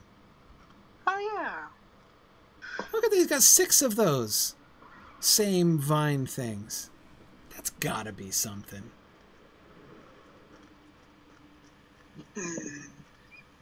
Why would they do that? Ward off sickness and disease? Maybe he died of something they didn't want it to be catching or something. Could it be Athelos? Have we seen Athelos in game? Not since the intro area, when we collected it to help Amdir. Yeah, but those had big old leaves. Yeah, and certainly when you purchase bits of it as a scholar to make potions out of, it looks... almost looks like a dock leaf. Yeah. Yeah. Maybe some sort of holy herb or something like that. Which is exactly what brought me to Athelos in the first place, as being the primary example, and of course famous in this area. So I'm trying to figure out the king here. So he's wearing a crown. Hey, bog lurker, down in front. Does not have a sword. There, thank you, bog lurker. No, he's got his hands on his chest, not folded on his chest. If he had a sword like the handle of the, if he had the hilt of his sword between those two hands, and then the sword extending down his body, I wouldn't think a thing of it. But he doesn't have a sword, but his hands are positioned as if he's holding one. It was stolen. Well, but would it have been a real sword? Maybe it was. Maybe he was holding a real sword, and the sword was stolen. Maybe he was holding a real sword and somebody helped themselves. Yeah. That I could believe. Hey, Signum, you get off the tomb. He's got fetching little boots. I know, seriously. Get moving. I love how this tomb has feet, like a footed tub. Yeah. Trying to figure out, it's like teeth. It's terrible. Yeah, it's really kind of weird. They're not happy feet. No. Tentacles. Yeah, they do look like tentacles or like tongues or something creepy. Yeah. The shields on the end with the 5 stars. Why 5? They're 7 pointed still. I mean, they're still Dunedainian stars. But... Oh, wait. Ethelwald, you're seeing something on the ground? What are you seeing on the ground? There's something on the ground? I mean, there's the star pattern underneath us here. Yeah. I don't see anything. Is there something lying around? Oh, there's a star underneath where the coffin is. There's a giant star. Okay, there's another one right under? Okay. Yeah, there's another one right under. Almost like the coffin's out of place, and this was just like a little dais here. Right. Right, and then we've got... It does make you wonder why there's only 5 stars. Maybe the 2 on the either side were supposed to make up the difference. Huh. Yeah. Right, so that it's 7 total around this. Well, no, because it's 12 total. Yeah. So there are 5 on each side. Yeah. So if we're counting, then it's and a partridge in a pear tree. Exactly. But anyway, the fact that he has a crown is interesting. I mean, obviously, this is a Dunedain lord. There are enough stars around there to, to make that clear. And this would have been a king of Cardolan. But so why would he be wearing a crown? Well, again, this is after the Civil Wars. I mean, it's interesting because I suspect. Remember also that a crown features, at least sort of symbolically, even in the very icon, the very symbol of Rhudaur itself, right? That the forest trees, which look like a crown, indeed look like the Iron Crown.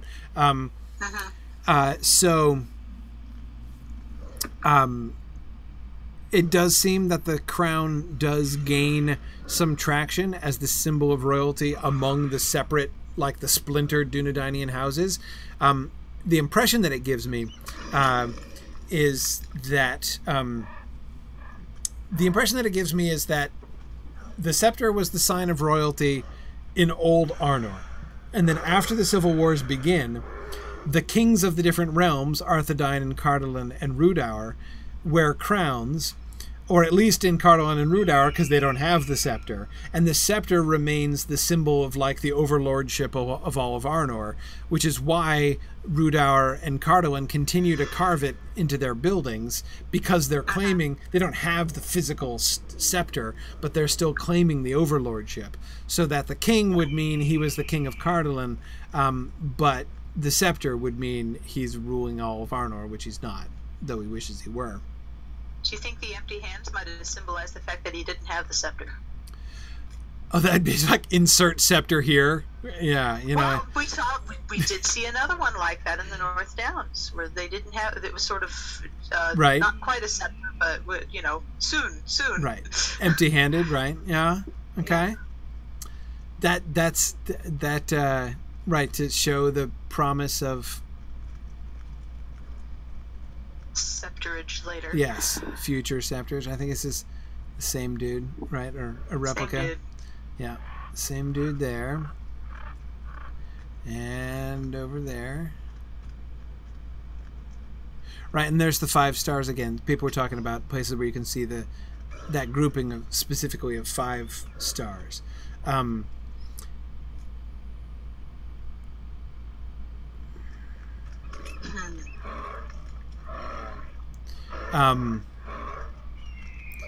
don't know what to make of it.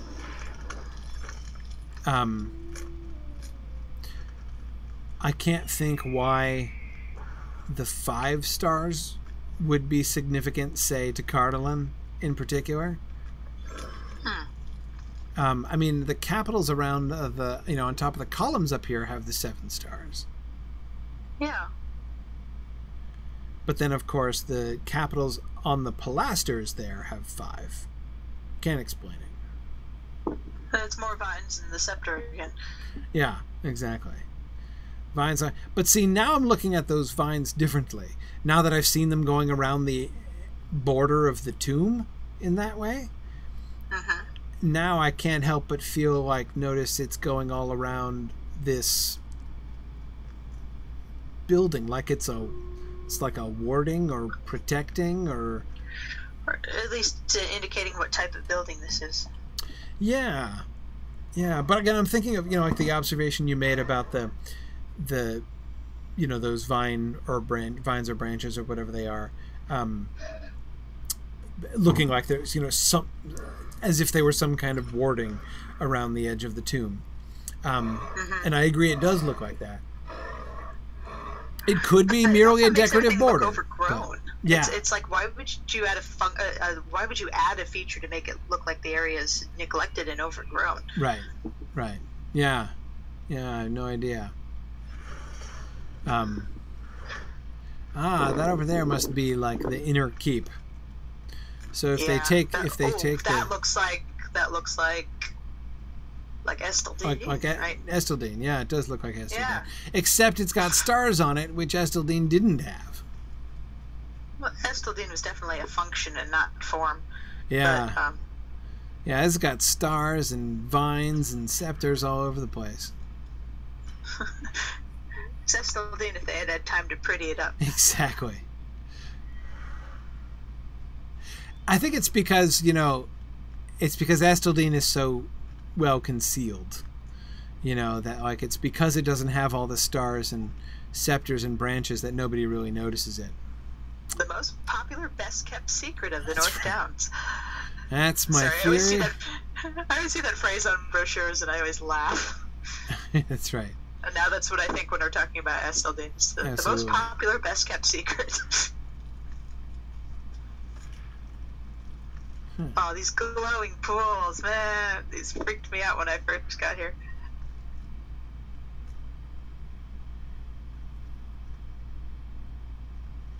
I have this sort of nasty aura just kind of floating around.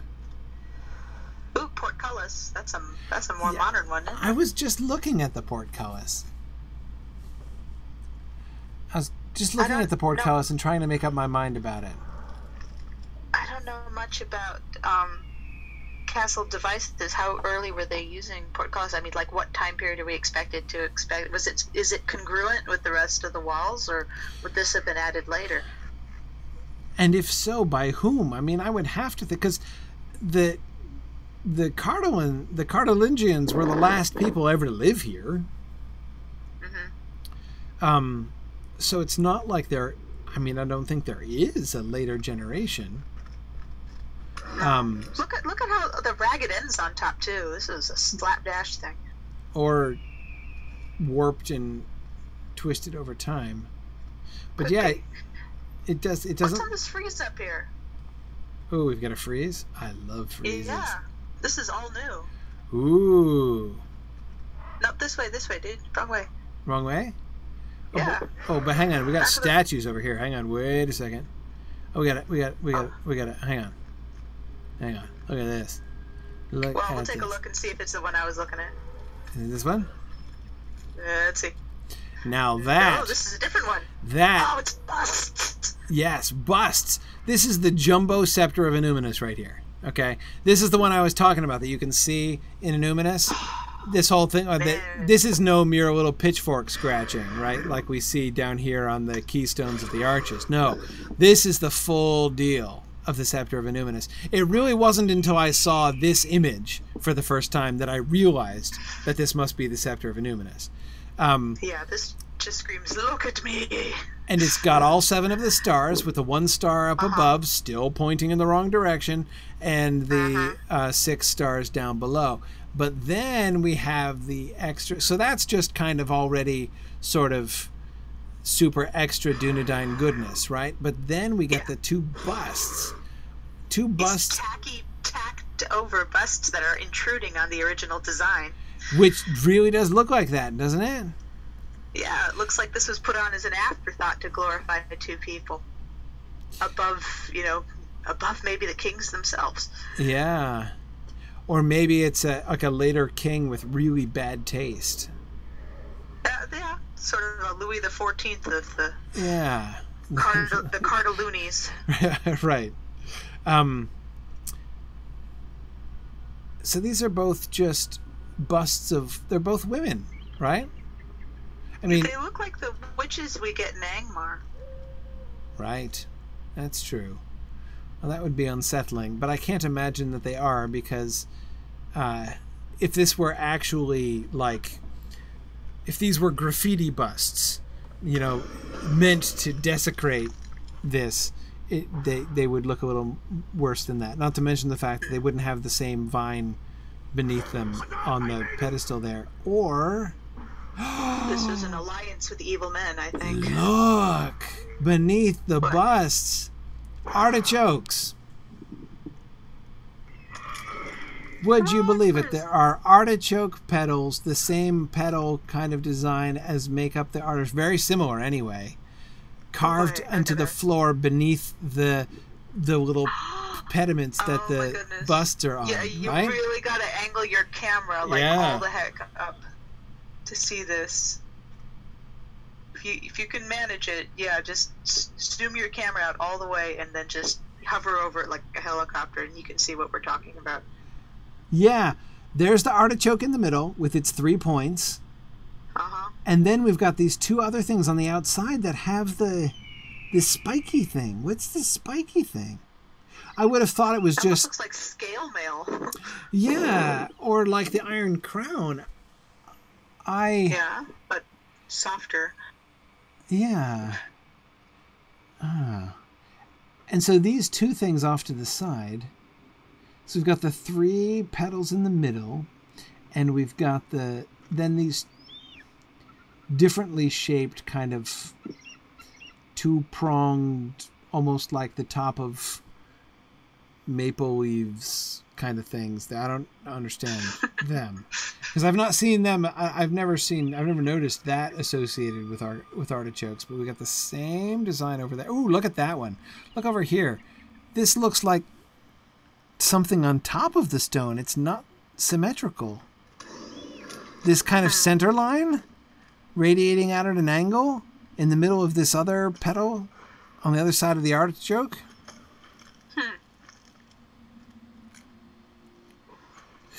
Yeah, Hrothgar, there are 7 total points if you count, because each of those side things has the 2 points, right? So you got the 2 points on the side things, and then you've got the 3 points from the artichoke in the middle. The artichoke is right under the pillar upon which the bust is set. And hang on. This is hard to angle and zoom in. But I think those are artichokes also right under on the platform on which the busts are sitting on top of the pillar. Yes. You can see the same kind of artichoke design. Mm-hmm. Yeah, at the very base of the little plinth where the busts are sitting. Yeah, yeah. That one was much more evident. Yeah. Except now they're looking like flower petals or something. Pumpkin seeds. How many do we see? 1, 2, 3, 4, 5, 6, 7, Counting 8, points. 9. I'm counting 9. Just like the vines and leaves around the bottom. And those two are always associated. Hrothgar wants to know if it could be the crown of Cardoin. It seems possible. Matt was just suggesting a connection between those leaves or petals that I've been calling artichokes, mostly in jest, and the vines itself. The leaves. See, we counted the leaves on the vines here too. Yeah, they're 9. I believe 9 here? There are 2 branches that I think are just branches. The one that goes up to the left and the one that goes down to the right. But then I think apart from that, because there's 3 leaves on the right side, 3 leaves on the left side, and then the 3 leaves in the middle. So, yeah, I mean, Aragorn, it could be the 9 ships, symbolizing the 9 ships that the Númenóreans sailed on. I mean, 9 is an important Númenórean number. 3 times 3, right? Mm-hmm. And there are 9 artichoke petals around this podium. Golly. Yeah. I don't know. Yeah, Gussie Moose was just saying they're a reminder of ship sails. That seems, yeah, maybe. It's so odd just to see them out of context, though. I mean, whenever we've seen, nautical symbols in Númenórean places, they've been tolerably obviously nautical, like with sails with boats underneath them, Yeah, like the carving of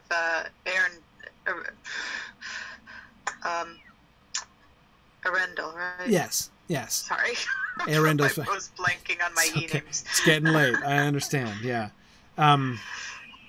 Yeah. O'Malley was noticing. I was what I was noticing too when I noticed the artichokes around the pedestal. But yes, there does seem to be some kind of sword or something. It almost looks like there's something lying on the left-hand side. The statue's right, sort of lying stage right here by the left-hand. It almost looks like it was supposed to be an item we were going to pick up or something. Right, exactly. Maybe it's the stolen sword from that one man's coffin. Right, exactly, yeah. Yeah, maybe. Okay, so you want to see the frieze that I found? Yeah. It's not quite as impressive. Where's the frieze that you found? It's... Alright. Let's see. It's back out the way. So we were looking at the portcullis, and then I noticed there's something behind the Oh, portcullis. yeah. I didn't notice it. Oh, man, how do you see that? Can you get up close to it? Can you see it from under there? Just go from under the portcullis, and you can look up about where I'm standing. Ah, right, because there's the gap in between here. Aha. Uh-huh. Right. So we've got... That's got to be Elendil, Isildur, and Anarion, probably, right? 3 kings with swords. Are they wearing helmets? Yes, all 3 of them are wearing helmets. helmets. Wearing Hunskull helmets. Yeah, they're all 3 wearing like helmets and robes with swords. That looks like it looks a lot like the colossal statue of Elendil in Evendim. Not exactly like, but quite like. We saw a version of over here as I was on the way to the other one. We saw, where is it? Sitting on its side over here. Yeah, this guy. This is up close. This looks like the same dude. Right, like this fell off of another similar frieze. Well, I'm in trouble. Right. All right, let's see. So we can see it up close. Now, do you think this is the same face, or is a different one up there? I don't know. I mean, this one seen from this close. Oh, goodness, why didn't I notice these artichokes before? Look at these artichokes over here. Oh, yeah. Oh, I see them all now. Yeah, they do look more like a crown now that we're thinking of it. We don't have... Those weren't elsewhere. Why are they here? No, it's not exactly the same as the artichokes we saw in North Downs. It's very similar, except for the fact that in the North Downs it was just the central 3. Now we're clearly getting the... Whoa, bog lurker in my personal space again.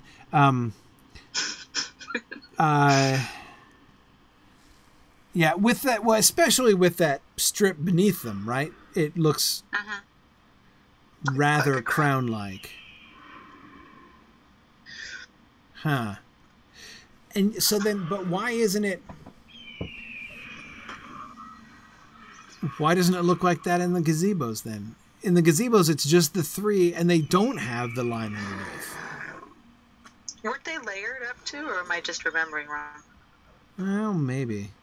We got to go back to the artichoke gazebos, but yeah, we do. that's okay. We'll be headed back to them after we're done in the Barrow-Downs, which actually I think today.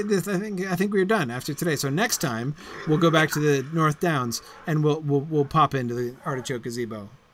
Fresh from this experience and do some more comparison.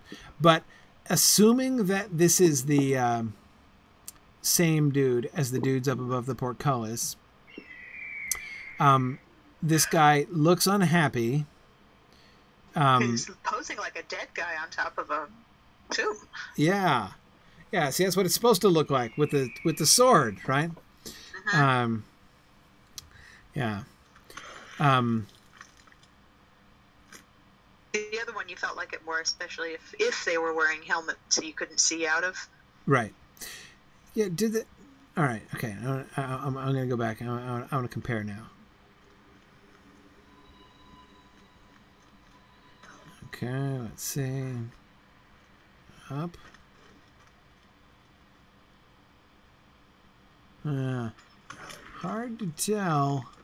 It does. I think I can see the face better now that I know what I'm looking for, but who knows? Yeah, it's the same. It's the same. I thought that the helmet had a nose guard, but now that I look at the other one, it just has a big nose. I think it's his natural nose. It's got those Roman cheek guards. Yeah, it's got the Roman cheek guards, and then you can see his actual nose. You can vaguely see like his frowny face, the same frowny face he was wearing in the other. But the oblong shape behind their head and the way their hands are positioned, they look like dead kings. Yeah, the hand position is the same. Boomful asks me, who am I calling Big Nose? Yeah. Maybe I said blessed are the big noses. Yeah, so I mean, you got to think it's probably Elendil and Isildur and Anarion. Probably. I mean, who else would it be? I mean, it could be, of course, some random... Cardolan dude, but probably not. Yeah. Now those two spooky chicks up on that big wall, though, we don't know who they are. So no, we have no idea, and really no way of knowing who they are. No. Because there's nothing distinctive about them at all. Just two women with hoods up, which was particularly strange, really, for a bust, seems to me. We've only seen them in the sorceresses from Angmar. Right, which is a disturbing kind of parallel, but it's not that only sorceresses wear, hooded robes. We don't want to stereotype, we don't want to pigeonhole that particular fashion choice, but still. But it does also explain why the ground here is, gone sour, to use the Pet Cemetery expression. Right, possibly. That there could have been sorcery involved. I still kind of, and I hear you with that. Certainly you're right that those niches in which those busts were, does certainly look like it's built after the fact, and certainly in questionable taste, if not in active scorn of the original iconography that it overlays. But I can't think that that's an act of desecration. That's super subtle, right? I can't imagine I don't know about desecration. Yeah. It sounds more like this is our home now. This is the act of somebody who's the new tenant. Right. Maybe, but wouldn't they be like effacing the Númenórean symbols entirely if that were the case? If they were going to go to that kind of trouble?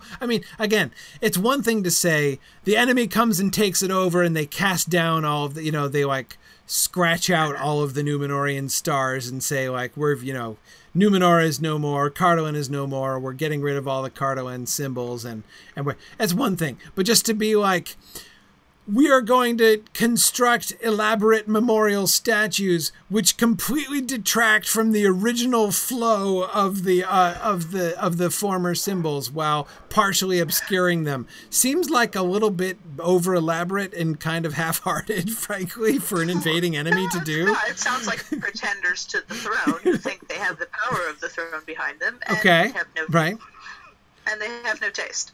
Right, no taste. Yes, exactly. No, we've seen that. We've seen that with dictators who walk in like they own the place and say, "Oh yeah, you totally wanted me here." Absolutely. No, right. So. Tasteless later sovereigns, I can totally believe. That's very much what it does look like. And the fact that they're aligned with Angmar fits in what we know with some of the later kings who went kind of little, Maybe, though that's more of a Rudar thing than a Cardolan thing. They put their trust in the wrong people who told them they could get places. It does happen. But I'm not sure that I don't know that they ever bowed down to Angmar and Cardolan, though. They fought it up here. This is the last stand of the people of Cardolan right here. And then how well it went. Yeah, exactly. Then they got destroyed, and then Cardolan was done. Maybe this is just a little pocket isolated incident. Then. Yeah. We can see the place has gone literally to rack and ruin. So yes, absolutely. What happened to conspire to its downfall? Well, it was the people of, I think it was Rudar who took out Cardolan, I think. And that goes with it. Rudar was, aligned with the Iron Crown. So and you think that those are in his castles? He is pretty ostentatious. So you're thinking that those are Rudaran women whose busts are up there? Those might be two Rudaran women or two Rudaran, allies that he. And if it's Rudar who took them out, then it explains also why the scepters and stars haven't been removed. Nope. Right. Mm-hmm. Okay. I think it fits the whole narrative. Well, I guess pretty well. This is a good theory. Now I'm looking up just to make sure I haven't missed any artichokes or anything. You never know what you're going to find in this ruin. More upside down stars. Yeah. That big tower. I was just looking at that big tower. Yeah, that's exactly. I like that. I want to go there and they won't let us. Yes. It looks newer, doesn't it? It's different color stone. Cleaner, less worn. Absolutely. Surrounded, girdled around with the uppity pointed seven pointed stars. no other symbols of any kind, just walls and crenellations.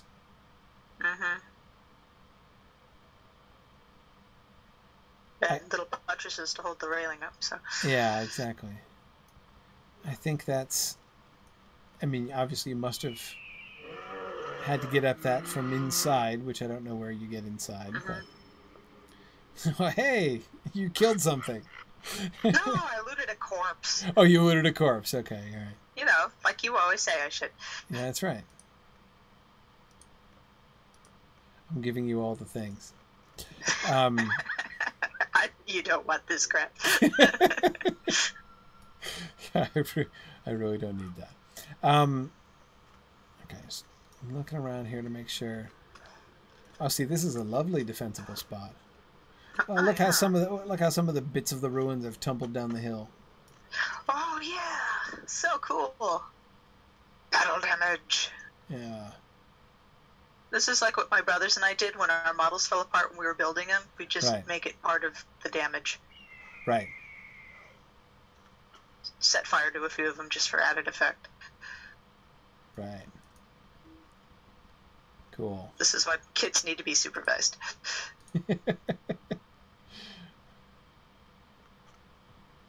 Trying to see if there's anything on the other face of the tower, but I don't think there is. All right, well, it's Really? getting late. That's I should. a creepy view. I should let everybody go. Yes, thank you for exploring the ruins with me. It's always fun, and I think we've come up with some very interesting stories to explain the ruins that we see here. I still got to come up with some explanation of the 5 stars. That one still beats me. Yeah. Mostly because, but you know what it makes me realize? What it makes me realize is I don't understand the 7 stars. Why 7 stars? Me neither. I mean, I know like it's in the poem, but that doesn't explain it. It's not like the poem set the rules, right? I mean, like so the 7 stars, the 7 stars are commemorated in the song, but why? I was mistakenly equating them to founders of like chieftains or something like that. Like I was like my brain was equating them with the 12 tribes of Israel. Like, right. No, because I mean you've got. I don't know. I mean, as a Numenorian symbol, it's the symbol of. I mean, it's. You've got either 3 or 9, right? With the 9, the 3 kings and the 9 ships and the. Yeah. So why would 5 be anywhere here? Okay, that's your homework, everybody. Right, but I feel like in order the 7 stars. I feel like in order to answer it, I got to figure out why 7 in the first place. Yeah. All right. I don't even know. Oh man, and we're not seeing you till like after the New Year, right? Yeah, that's true. We have a 2-week hiatus here because so next week is holiday week. I will be away next week, so we'll be back for class the week after that, the day before Tolkien's birthday. So our sort of anniversary class where we're going to get super close to Bree. By the anniversary of the beginning of our discussions here. So so don't forget, 1 fortnight from tonight, not 1 week. I will see you guys in 2 weeks, and thanks everybody for joining me. Yeah. Merry Christmas, Happy New Year. That's right. Bye everybody. Bye. Thanks for joining me on this epic exploration of The Lord of the Rings and of Standing Stone's video adaptation of Tolkien's story. If you are having even half the fun I'm having on this journey, I hope you will consider supporting the project by donating at signumuniversity.org/fund.